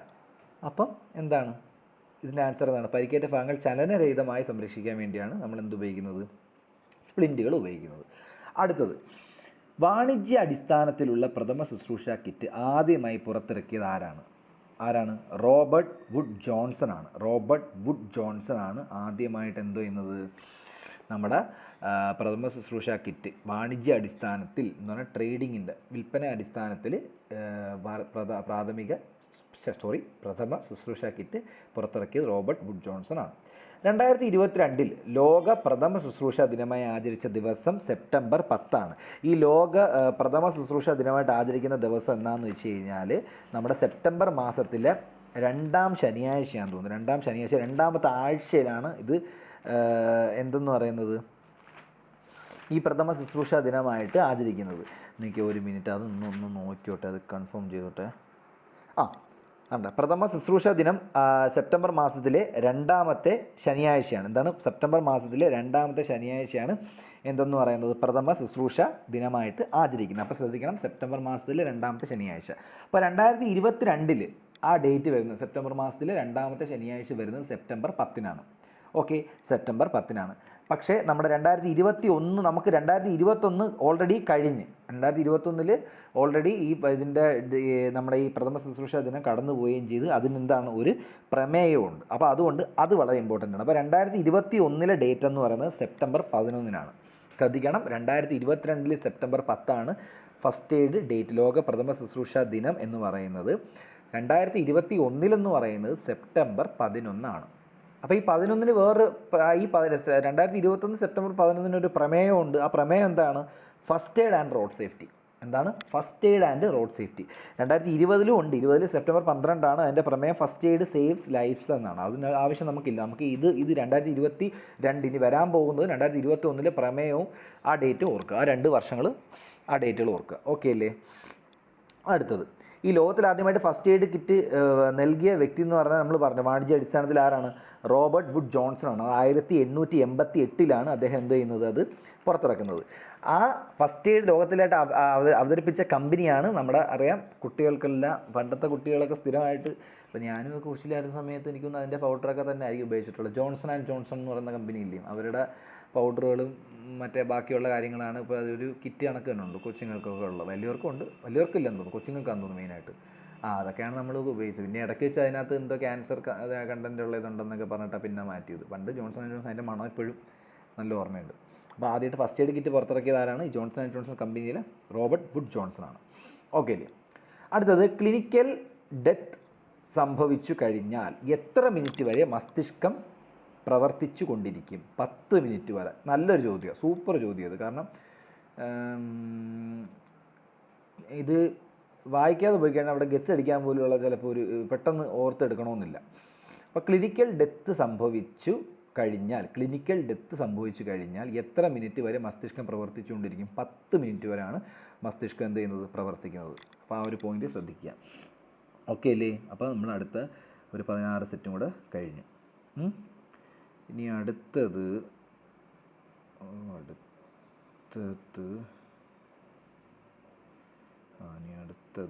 അടുത്തതാണ്ട് വീണ്ടും പഴയ കണക്ക് വന്നു. അടുത്തതെന്ന് പറയുന്നത് നമ്മുടെ അതിൽ തന്നെയുള്ള ഒരു ക്വസ്റ്റ്യനാണ്. ചേരുംപടി ചേർക്കുക. Water type extinguisher, foam type extinguisher, carbon dioxide type extinguisher. ഇപ്പോൾ വാട്ടർ ടൈപ്പ് എന്ന് പറയുമ്പോൾ കണ്ട ഫസ്റ്റ് കിടക്കുന്ന ഓപ്ഷൻ ദ്രാവക രൂപത്തിലുള്ള എണ്ണകൾ, ഇന്ധനങ്ങൾ തുടങ്ങിയവ തീപിടിച്ചാൽ അണയ്ക്കാനാണെന്ന് പറയുന്നത് വാട്ടർ ടൈപ്പ്. അപ്പോൾ ഞാൻ പറഞ്ഞു ദ്രാവകം ടൈപ്പ് സാധനം ദ്രാവകത്തിൽ തന്നെ നമുക്ക് ഉപയോഗിക്കാൻ പറ്റത്തില്ല എന്ന് നമ്മൾ ആദ്യം ചിന്തിക്കുക. നമുക്കറിയാം പേപ്പർ ക്ലാസ് എ ടൈപ്പ് ഫയറിനാണ് മെയിനായിട്ട് നമ്മൾ ഈ വെള്ളം ഉപയോഗിച്ച് നമ്മൾ എന്ത് ചെയ്യുന്നത്? അതിനെ അണയ്ക്കുന്നത്. അപ്പം ഇതെന്ന് പറയുന്ന ക്ലാസ് ബി. അപ്പോൾ ക്ലാസ് ബിയിൽ നമ്മൾ എന്താ ഉപയോഗിക്കുന്നത്? ക്ലാസ് ബിയിൽ നമ്മൾ ഉപയോഗിക്കുന്നത് നമുക്കറിയാം വാട്ടർ ടൈപ്പ് അല്ലല്ലോ ഉപയോഗിക്കുന്നത്. ക്ലാസ് ബിയിൽ വാട്ടർ ടൈപ്പ് ഉപയോഗിക്കുക എന്താണ്? പാടാണ്. ഓക്കെ അല്ലേ? അപ്പോൾ നമുക്ക് അടുത്തോ, കത്തിയാൽ കരി അവശേഷിക്കുന്ന കരപദാർത്ഥങ്ങളിലെ തീ അണയ്ക്കാൻ ഉപയോഗിക്കുന്നു. അപ്പോൾ അത് കണ്ട, കത്തിയാൽ എന്താണ്? കരി അവശേഷിക്കുന്ന എന്ന് പറഞ്ഞാൽ എപ്പോഴും പേപ്പർ എത്തിക്കഴിഞ്ഞാൽ കരി അവശേഷിക്കും, തടി എത്തിക്കഴിഞ്ഞാൽ കരി അവശേഷിക്കും, അതെല്ലാം ഓർക്കണം. അപ്പോൾ അത് കെടുത്താനാണ് എന്ത് ഉപയോഗിക്കുന്നത്? ക്ലാസ് എന്തെന്ന് പറയുന്നത് വാട്ടർ ടൈപ്പ് എക്സ്റ്റിങ്ക്യൂഷർ ഉപയോഗിക്കുന്നത്. വാട്ടർ ടൈപ്പ് എക്സ്റ്റിങ്ക്യൂഷർ ഉപയോഗിക്കുന്നത്. അപ്പോൾ ക്ലാസ് എ ടൈപ്പ് ഫയർ അണയ്ക്കാൻ വേണ്ടിയാണ് വാട്ടർ ടൈപ്പ് എക്സ്റ്റിങ്ക്യൂഷർ ഉപയോഗിക്കുന്നത്. അപ്പോൾ അതാ ഈ ചേരുംപടി ചേർക്കുന്നതിനകത്ത് 1ൻ്റെ ആൻസർ നമുക്ക് കിട്ടി. 1 ഏതാ? ബി. അപ്പോൾ 1ൻ്റെ ആൻസർ ബി ആണ്. കത്തിക്കരിഞ്ഞാൽ അവശേഷിക്കുന്ന കരപദാർത്ഥങ്ങളിലെ തീ അണയ്ക്കാൻ ഉപയോഗിക്കുന്നത്. ഈ 1 ബി വരുന്ന ഓപ്ഷൻ ഏതൊക്കെ ഉണ്ടെന്ന് നമ്മൾ ഇതിനകത്ത് ഒരൊറ്റ കാര്യം നമുക്ക് മനസ്സിലായി. എന്ന് പറഞ്ഞാൽ ആ വാട്ടർ ടൈപ്പ് ആൻസർ കിട്ടി. എന്നിട്ട് നമ്മൾ ആദ്യം നോക്കാനുള്ള ബാക്കി ചേരുംപടി ചേർക്കാൻ നിൽക്കരുത്. ഒരെണ്ണം നമുക്ക് കൺഫേം ആയി. നമ്മൾ നേരെ എന്ത് വയ്ക്കുക? ഓപ്ഷനിലോട്ട് വരിക. നമുക്ക് നോക്കണം 1B ഓപ്ഷൻ ഏതാണെന്ന് നോക്കണം. നമുക്കത് സി കണ്ട 1B കിടക്കുന്നു. അപ്പോൾ അത് വേറെ 1B വരുന്ന ഒരൊറ്റ ഓപ്ഷനും ഇല്ല. അപ്പോൾ സുഖമായിട്ട് ബാക്കി 3 ഓപ്ഷൻ കട്ട് ചെയ്യാം. നമുക്ക് ആ സി എന്ന് പറയുന്ന ഓപ്ഷൻ നമുക്ക് കറക്റ്റാക്കുകയും ചെയ്യാം. ബാക്കി നോക്കിയും വേണ്ട. അപ്പോൾ ബാക്കി എന്ത് കൊടുത്തേക്കുന്നത് form type extinguisher. Form type extinguisher എന്ന് പറയുമ്പോൾ എന്താണ്? ദ്രാവക രൂപത്തിലുള്ള എണ്ണകൾ, ഇന്ധനങ്ങൾ പറഞ്ഞായിരുന്നു. ഈ ഇന്ധനങ്ങൾ, എണ്ണ ഇതെല്ലാം ദ്രാവക രൂപമുള്ളതാണ്. ദ്രാവക രൂപത്തിൽ ഉപയോഗിക്കാൻ ദ്രാവകം പോരാ, നമ്മൾ ഈ ഫോം ടൈപ്പാണ് അവിടെ ഉപയോഗിക്കുന്നത്. അപ്പോൾ അതൊക്കെയാണ്. അടുത്തത് മൂന്നാമത്തെ എന്താണ്? Carbon dioxide type fire extinguisher. Carbon dioxide type fire extinguisher എവിടെ ഉപയോഗിക്കുന്നത്? ഇലക്ട്രിക് ഉപകരണങ്ങളിലും വാതകങ്ങളും ദ്രാവകങ്ങളും തീ പിടിച്ചാൽ അണയ്ക്കാൻ ഉപയോഗിക്കുന്നതാണ് കാർബൺ ഡൈ ഓക്സൈഡ് എക്സ്റ്റിങ്യൂഷർ എന്ന് പറയുന്നത്. ശരിയാ? അപ്പോൾ നമ്മുടെ അപ്പോൾ അതിന് ഒരു ഉദാഹരണം ഇലക്ട്രോണിക്സ് ഉപകരണങ്ങൾ നമ്മുടെ അടുത്ത് വെള്ളം ഒഴിക്കാൻ പറ്റുമോ? വെള്ളം ഒഴിച്ചാൽ അത് ചീത്തയായി പോകത്തേയുള്ളൂ. അപ്പോൾ അവിടെയൊക്കെയാണ് നമ്മൾ ഈ കാർബൺ ഡൈ ഓക്സൈഡ് ഉപയോഗിക്കുന്നത്. ഗേഷ്യസ് ആണ് ഉപയോഗിക്കുന്നത്. അപ്പോൾ അതൊക്കെ അല്ലേ? അപ്പോൾ ഇതിൻ്റെ ആൻസർ എന്താണ്? 1ൻ്റെ ആൻസർ ഓപ്ഷൻ സി ആണ്. ഓക്കെ. അടുത്ത, വസ്ത്രത്തിൽ തീ പിടിച്ചാൽ ചെയ്യേണ്ട മുൻകരുതലുകൾ എന്തൊക്കെയാണ്? മുൻകരുതലുകൾ എന്തൊക്കെയാണെന്ന് പറയുന്നത്? വേഗത്തിൽ ഓടാവോ? ചെയ്യരുത്, അത് തെറ്റാണ്. ഒന്നാമത്തെ തെറ്റാണ്. നിലത്ത് വീഴുക, അത് ശരിയാണ്. ഇരു കൈകൾ കൊണ്ട് മുഖം പൊത്തി ഇരുവശങ്ങളിലേക്കുമായി ഉരുളുക. അപ്പോൾ ഏതൊക്കെയാണ്? 2, 3 ചെയ്യേണ്ടുള്ള കാര്യങ്ങൾ. അപ്പോൾ ആൻസർ എന്താണ്? Option B. 2ൻ്റെ ആൻസർ ബി ആണ്. ഓക്കെ അല്ലേ? ലോഹങ്ങളിൽ തീ കെടുത്താൻ ഉപയോഗിക്കുന്ന DCP എന്താണ്? DCP എന്ന് പറഞ്ഞാൽ ഡ്രൈ കെമിക്കൽ പൗഡർ. ഈ ഡ്രൈ കെമിക്കൽ പൗഡറിൻ്റെ 3 ടൈപ്പാണ്: BC type, ABC type, TEC type എന്ന് പറയുന്നത്. ഓക്കെ. അപ്പോൾ ഇതിനകത്ത് ലോഹങ്ങൾ തീ കെടുത്താൻ ഉപയോഗിക്കുന്ന ഏതാണ്? TEC ടൈപ്പാണ്. ടെർണറി യൂടെക്റ്റിക് ക്ലോറൈഡ് ടൈപ്പാണ് നമ്മൾ എന്തിനു ഉപയോഗിക്കുന്ന? ലോഹങ്ങൾ തീ കെടുത്താൻ വേണ്ടി ഉപയോഗിക്കുന്ന DCP എന്ന് പറയുന്നത്. അടുത്ത തെറ്റായ പ്രസ്താവന ഏത്? ചെറിയ രക്തക്കുഴലുകൾ മുറിഞ്ഞ് രക്തസ്രാവമാണെങ്കിൽ രക്തം തുള്ളിത്തുള്ളിയായി വീഴുന്നു. അത് തെറ്റായിട്ടുള്ള കാര്യമാണ്. സിരകൾ മുറിഞ്ഞുള്ള രക്തസ്രാവത്തിൽ രക്തം ധാരധാരയായി പുറത്തേക്ക് ഒഴുകുന്നു. അതും തെറ്റാണ്. എന്താണ്? അല്ല, സോറി, തെറ്റല്ല. തെറ്റായ പ്രസ്താവന ഏതെന്നാണ് ചോദിച്ചേക്കുന്നത്. അത് രണ്ടും ശരിയാണ് കേട്ടോ. അത് രണ്ടും ശരിയാണ്. കാരണം ചെറിയ രക്തക്കുഴലുകൾ മുറിഞ്ഞ രക്തം നമുക്കറിയാം തുള്ളിത്തുള്ളിയായിട്ട്, നമുക്ക് കയ്യിൽ തന്നെ ഒരു രക്തം ഉണ്ടാകുമ്പോഴത്തേക്കും തുള്ളിത്തുള്ളിയായിട്ടാണ് വീഴുന്നത്. സിരകൾ മുറിഞ്ഞ് രക്തസ്രാവത്തിൽ രക്തം ധാരധാരയെ പുറത്തേക്ക് വരുന്നു. ശരിയാ. വെയിൻ കട്ടാകുമ്പോഴത്തേക്കിനും നല്ല രീതിയിൽ എന്ത് പറ്റും? നല്ല രീതിയിൽ ബ്ലഡ് നല്ല രീതിയിൽ ചാടാറുണ്ട്. ധമനികൾ മുറിഞ്ഞുള്ള രക്തസ്രാവത്തിൽ ഇരുണ്ട നിറമുള്ള രക്തം പൊടിഞ്ഞു വരുന്നു. അപ്പോൾ അതെന്ന് പറയുന്നത് തെറ്റാണ്. ഇരുണ്ട നിറമുള്ള രക്തമല്ല പൊടിഞ്ഞു വരുന്നത്. അപ്പോൾ ഇതിനകത്ത് തെറ്റായ പ്രസ്താവന ഏതാണ്? ഓപ്ഷൻ സി, 3 മാത്രമാണ്. ഓക്കെ. ധമനികൾ മുറിഞ്ഞുള്ള രക്തസ്രാവത്തിൽ ഇരുണ്ട നിറമുള്ള രക്തം പൊടിഞ്ഞു വരുന്നു. തീപിടുത്തമുണ്ടായ ഒരു കെട്ടിടത്തിൽ അടുത്ത ക്വസ്റ്റ്യൻ. തീപിടുത്തമുണ്ടായ കെട്ടിടത്തിൽ പുക മൂലം ശ്വാസം മുട്ടൽ ഉണ്ടായാൽ ചെയ്യേണ്ട കാര്യങ്ങൾ എന്തെല്ലാം? പുക മൂലം ശ്വാസം മുട്ടുണ്ടായാൽ ചെയ്യേണ്ട കാര്യങ്ങൾ എന്തെല്ലാമാണ്? ഇതിൻ്റെ ആൻസർ എന്ന് പറയുന്നത് നമുക്ക് നോക്കാം. അപ്പം തീപിടുത്തമുണ്ടായ ഒരു കെട്ടിടത്തിൽ പുക മൂലം ശ്വാസം മുട്ടൽ ഉണ്ടായാൽ ചെയ്യേണ്ട കാര്യങ്ങൾ എന്തെല്ലാമാണ്? ഒരു നനഞ്ഞ തുണി കൊണ്ട് വായും മൂക്കും മൂടിക്കെട്ടുക. തറയിൽ കിടന്ന് ഇഴഞ്ഞുകൊണ്ട് സുരക്ഷിതമായ സ്ഥാനത്തേക്ക് മാറുക. വായ കൊണ്ട് ശ്വസിക്കാതിരിക്കുക. ഓപ്ഷൻ ഡി എന്ന് പറഞ്ഞാൽ ഇവയെല്ലാമാണ് നമ്മൾ ചെയ്യേണ്ടതെന്ന് പറഞ്ഞാൽ നനഞ്ഞ തുണി കൊണ്ട് മൂക്കും വായും കെട്ടണം. തറയിൽ കിടക്കരുത്, കിടന്നിഴയരുത്. പിന്നെ തറയിൽ കിടന്ന് ഇഴഞ്ഞുകൊണ്ട് വേണം സുരക്ഷിത സ്ഥാനത്തേക്ക് മാറാൻ.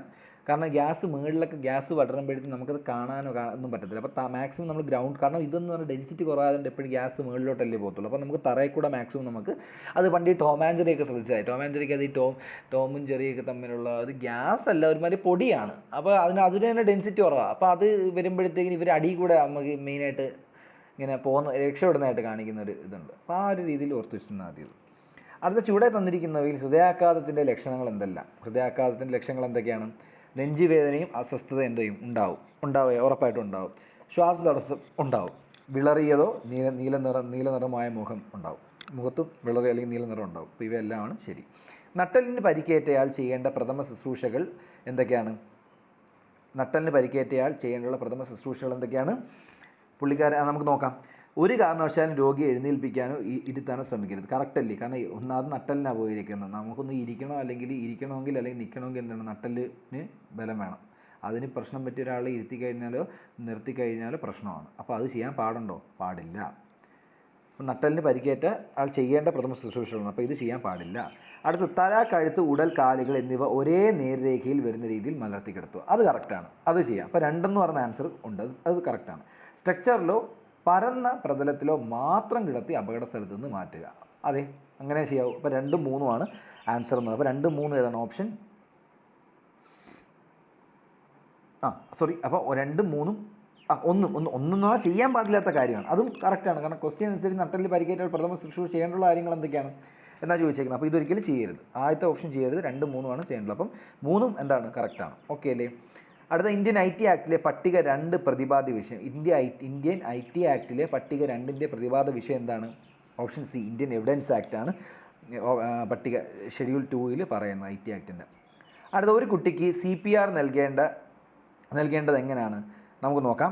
ഒരു കുട്ടിക്ക് CPR നൽകേണ്ടത് ഒരു തവണ മന്ദഗതിയിലുള്ള ശ്വാസം 5 തവണ നെഞ്ചിൽ അമർത്തുന്ന 5-1 ആണ്. 5 തവണ എന്ത് ചെയ്യുക, ഇത് കൊടുക്കുക, CPR കൊടുത്തിട്ട് ഒരു തവണ എന്ത് ചെയ്യുക, മന്ദഗതിയിലുള്ള ശ്വാസം കൊടുക്കുക. ഓക്കെ അല്ലേ? ഇനി അഡൾട്ടിൻ്റെ കേസിലാണെങ്കിൽ ഇതിൻ്റെ കംപ്രഷൻ റേറ്റ് എത്ര അറിയുമോ? 30:2 അല്ലെങ്കിൽ 30 കംപ്രഷൻ 2 വരും. 30:2 ആണ് അഡൾട്ടിൻ്റെ കേസിൽ വരുന്നത്. Cardiac arrest 30:2. അതിന് അഡൾട്ടിൻ്റെ കേസിൽ പഠിക്കാനില്ല, മഹേഷിൻ്റെ പ്രതികാര സിനിമ മാത്രം ഓർത്ത് വെച്ചാൽ മതി. അതിനകത്ത് മറ്റേ പറയത്തില്ലേ, ഞാൻ 30 വരെ ഉണ്ടും CPR കൊടുക്കും, അപ്പോഴത്തേനും എന്ത് ചെയ്യുക, ശ്വാസം കൊടുക്കാൻ പറയത്തില്ലേ, അങ്ങനെ ഓർത്ത് അത് മാത്രം ഓർത്ത് വെച്ചാൽ മതി. അപ്പോൾ കുട്ടികളുടെ കേസിൽ എന്താണ് CPR എന്ന് പറയുമ്പോൾ ഒരു തവണ 5:1, ഒരു തവണ ശ്വാസം, ഒരു തവണ മന്ദഗതിയിലുള്ള ശ്വാസം 5 തവണ നെഞ്ചിൽ എന്ത് ചെയ്യുക, അമർത്തി കൊടുക്കുക. ഓക്കെ അല്ലേ? അടുത്തത് 10ാമത്തെ ക്വസ്റ്റ്യൻ. അഗ്നിബാധ തടയാൻ സ്വീകരിക്കാവുന്ന മുൻകരുതലുകൾ എന്തൊക്കെയാണെന്ന് നോക്കാം. അഗ്നിബാധ തടയാൻ സ്വീകരിക്കേണ്ട മുൻകരുതലുകൾ എന്തൊക്കെയാണ്? അഗ്നിബാധ തടയാൻ സ്വീകരിക്കേണ്ട മുൻകരുതലുകൾ ഫസ്റ്റ് എന്താണ്? വൈദ്യുത ഉപകരണങ്ങൾ ഓവർലോഡ് വരാതെ സൂക്ഷിക്കുക. കറക്റ്റാണ്, ചെയ്യരുത്. തീപ്പെട്ടി, ലൈറ്റുകൾ തുടങ്ങിയവ കുട്ടികൾക്ക് ലഭിക്കാതെ സൂക്ഷിക്കുക. കറക്റ്റാണ്. പാചക സമയത്ത് അയഞ്ഞതോ നീളം കൂടിയതോ ആയ വസ്ത്രങ്ങൾ ഒഴിവാക്കുക. ഇത് 3ഉം ശരിയാണ്. ഇത് 3ഉം ചെയ്യരുത്. ഇതൊക്കെ അഗ്നി ഉണ്ടാക്കാനുള്ള അഗ്നി ശമനം തടയാൻ എന്ത് ചെയ്യുക, ഇതെല്ലാം ശ്രദ്ധിക്കുക. അടഞ്ഞ മുറികളിൽ ഉണ്ടാകുന്ന അഗ്നിബാധ അലസവാദങ്ങൾ ഉപയോഗിച്ച് നിയന്ത്രിക്കുന്നത് അറിയപ്പെടുന്നതിനെയാണ് നമ്മൾ എന്തെന്ന് പറയുന്നത്? അലസവാദങ്ങൾ ഉപയോഗിച്ച് നിയന്ത്രിക്കുന്നതിനെ നമ്മൾ സ്മോദറിങ് എന്ന് പറയുന്നത്. എന്താണ്? അടഞ്ഞ മുറികളിൽ ഉണ്ടാകുന്ന അഗ്നിബാധ അലസവാദങ്ങൾ ഉപയോഗിച്ച് നിയന്ത്രിക്കുന്നതിന് അറിയപ്പെടുന്ന പേരാണ് സ്മോദറിങ് എന്നാണ് പറയുന്നത്. ഓക്കെ അല്ലേ? അടുത്ത അലർജി ഉള്ളവർക്ക് പ്രാണികളുടെ കുത്ത് കൊണ്ടുണ്ടാകുന്ന അവസ്ഥ. ഇത് ഇങ്ങനൊരു ക്വസ്റ്റ്യൻ ചോദിച്ച് നമ്മൾ പഠിച്ചിട്ടില്ല, അപ്പോഴേ നമ്മൾ എന്ത് ചെയ്യുക, ഇത് അറിയത്തില്ലെന്ന് പറഞ്ഞ് വിടരുത്. നമ്മൾ ഓപ്ഷൻ ഒന്ന് ശ്രദ്ധിച്ച് നോക്കിയാണ് നമുക്ക് ഇതിൻ്റെ ആൻസർ ഓപ്ഷനിൽ നിന്ന് തന്നെ നമുക്ക് അറിയത്തില്ലെങ്കിൽ കൂടി നമുക്ക് കിട്ടും. ഞാൻ ക്വസ്റ്റ്യൻ വായിച്ചിട്ട് ഒന്ന് ഓപ്ഷൻ വായിക്കാം. ഓക്കെ. അലർജി ഉള്ളവർക്ക് പ്രാണികളുടെ കുത്ത് കൊണ്ടുണ്ടാകുന്ന അവസ്ഥ. ഫസ്റ്റ് ഓപ്ഷൻ അലർജിക് ഷോക്കാണ്. Second option anaphylactic shock. മൂന്നാമത്തത് ഗ്ലൈനിയാക് ഷോക്ക്. നാലാമത്തത് സെപ്റ്റിക് ഷോക്ക്. ഇതിനകത്തൊന്നും നമുക്ക് ഒരുവിധം PSC നോക്കി, അല്ലെങ്കിൽ PSC നോക്കുന്ന നമ്മൾ എപ്പോഴും നമ്മൾ പഠിക്കുന്നൊരു സാധനം ഈ അനാഫിലസ് എന്ന് പറഞ്ഞാൽ റിലേറ്റഡ് അനോഫിലസ് എന്നൊക്കെ കേൾക്കുമ്പോൾ നമുക്ക് എന്താണ് കൊതുകിനെ ഓർമ്മ വരുന്നത് അല്ലേ? കാരണം മറ്റേ ഇത് പരത്തുന്നവരാണ്, എന്തുവായിരുന്നു അതിന് പറയുന്നത്, മലേറിയ പരത്തുന്നത് ഫീമെയിൽ അനോഫിലസ് കൊതുകുകളാണ്. അനാഫിലസ് കൊതുകുകൾ എന്ന് പറയും. അപ്പോൾ ഈ അനോഫില എന്ന് പറയുമ്പോൾ കൊതുകുമായിട്ട് റിലേറ്റ് ചെയ്തൊരു നമുക്ക് കിട്ടുന്നില്ല. അപ്പോൾ നമുക്ക് ബാക്കി 3 ഓപ്ഷൻ നമുക്ക് കട്ട് ചെയ്യാം. അലർജി ഉള്ളവർക്ക് പ്രാണികളെന്നാണ് പറഞ്ഞേക്കുന്നത്. പ്രാണികൾ എന്ന് പറയുമ്പോഴത്തേക്കിനും നമുക്ക് അനോഫിലസുമായിട്ട് ബന്ധപ്പെടുത്താൻ പറ്റും. അങ്ങനെ നമുക്ക് എയും സിയും ഡിയും കട്ട് ചെയ്ത് ബി എന്ന് പറയുന്ന ആൻസറിലേക്ക് എത്താൻ പറ്റും. ഓക്കെ അല്ലേ? അടുത്തത്, രോഗിക്ക് ബോധമുള്ള അവസ്ഥയാണെങ്കിൽ അയാളുടെ കൈ നമ്മുടെ ചുമലിലേക്ക് ഇട്ട് ഭാരം ശരീരം കൊണ്ട് താങ്ങി ഒരു കൈ കൊണ്ട് അയാളെ പിടിച്ച് മെല്ലെ നടക്കുന്ന രീതിയെ പറയുന്ന പേരാണ് ഹ്യൂമൻ ക്രച്ച് എന്നാണ് പറയുന്നത്. ഇതിനെ വിളിക്കുന്ന പേരാണ് ഹ്യൂമൻ ക്രച്ച്. ഓക്കെ. മറ്റേ നമ്മൾ തന്നെ പിടിച്ച് എണ്ണിപ്പിച്ച് അയാളെ താങ്ങി നടത്തുന്നതിനാണ് ഹ്യൂമൻ ക്രച്ച് എന്ന് പറയുന്നത്. അടുത്ത ശരിയായ പ്രസ്താവനകൾ ഏതെല്ലാമാണ്? ഹൃദയത്തിൽ നിന്നും ശുദ്ധരക്തം വഹിക്കുന്ന രക്തക്കുഴലുകൾ ധമനികൾ എന്നറിയപ്പെടുന്നു. കറക്റ്റാണ്. ഹൃദയത്തിൽ ശുദ്ധരക്തം വഹിക്കുന്നതിനാണ് ധമനികൾ, അല്ലെങ്കിൽ ഇംഗ്ലീഷിലാകുമ്പോൾ ആർട്ടറി എന്ന് പറയും. കാർബൺ ഡൈ ഓക്സൈഡ് നിറഞ്ഞ ശുദ്ധരക്തം ഹൃദയത്തിൻ്റെ വലതുഭാഗത്താണ്. കാർബൺ ഡൈ ഓക്സൈഡ് നിറഞ്ഞ ശുദ്ധരക്തം എന്ന് പറഞ്ഞാൽ കാർബൺ ഡൈ ഓക്സൈഡ് നിറഞ്ഞ ശുദ്ധരക്തം എന്ന് പറയുമ്പോഴത്തേക്കിനും അത് കാർബൺ ഡൈ ഓക്സൈഡ് കയറുമ്പോൾ അത് അശുദ്ധമാവും. ഓക്കെ. കാർബൺ ഡൈ ഓക്സൈഡ് നിറഞ്ഞ ശുദ്ധരക്തം ഹൃദയത്തിൻ്റെ വലതുഭാഗത്താണ് കാണപ്പെടുന്നത്. കറക്റ്റാണ്. വലതുഭാഗത്താണ് ഈ അശുദ്ധ രക്തങ്ങൾ കാണപ്പെടുന്നത്. അടുത്തത്, അശുദ്ധ രക്തം വഹിക്കുന്ന ഒരേ ഒരു ധമനിയാണ് ഹൃദയധമനി. അത് തെറ്റാണ്. കാരണം അശുദ്ധ രക്തം വഹിക്കുന്ന ഒരേ ഒരു ധമനി എന്ന് പറഞ്ഞാൽ പൾമോണറി ആർട്ടറിയാണ്, പൾമോണറി ധമനിയാണ്. ഓക്കെ. അല്ലാതെ ഇതല്ല, കൊറോണറി ആർട്ടറി അല്ല, പൾമോണറി ആർട്ടറിയാണ്. ഓക്കെ അല്ലേ? അപ്പം ഇതിൻ്റെ ആൻസർ എന്താണ്? ശരിയായ പ്രസ്താവനകൾ ഏതെല്ലാമാണ് ഇതിനകത്ത്? ഓപ്ഷൻ ബി ആണ്. ഏതാണ്? ബി. ശരിയായ പ്രസ്താവനകളായിരിക്കും 1ഉം 2ഉമാണ് ശരി, 3 എന്ന് പറയുന്നതാണ് തെറ്റാണ്. ഓക്കെ അല്ലേ? അടുത്ത IT ആക്ടിലെ വകുപ്പ് ചേരുംപടി ചേർക്കുക. അപ്പോൾ IT ആക്ടിലെ 3 സെക്ഷനുകളുണ്ട്. Section 57, section 67, section 76. അതിൽ സെക്ഷൻ 57 എന്ന് പറയുമ്പോൾ എന്തുവാണ്? ഇതിൻ്റെ ഓപ്ഷൻ സി ആണ് ആൻസർ. എന്ന് പറഞ്ഞാൽ ABC ആ ഓർഡറിൽ തന്നെ കൊടുത്തേക്കുന്നത്.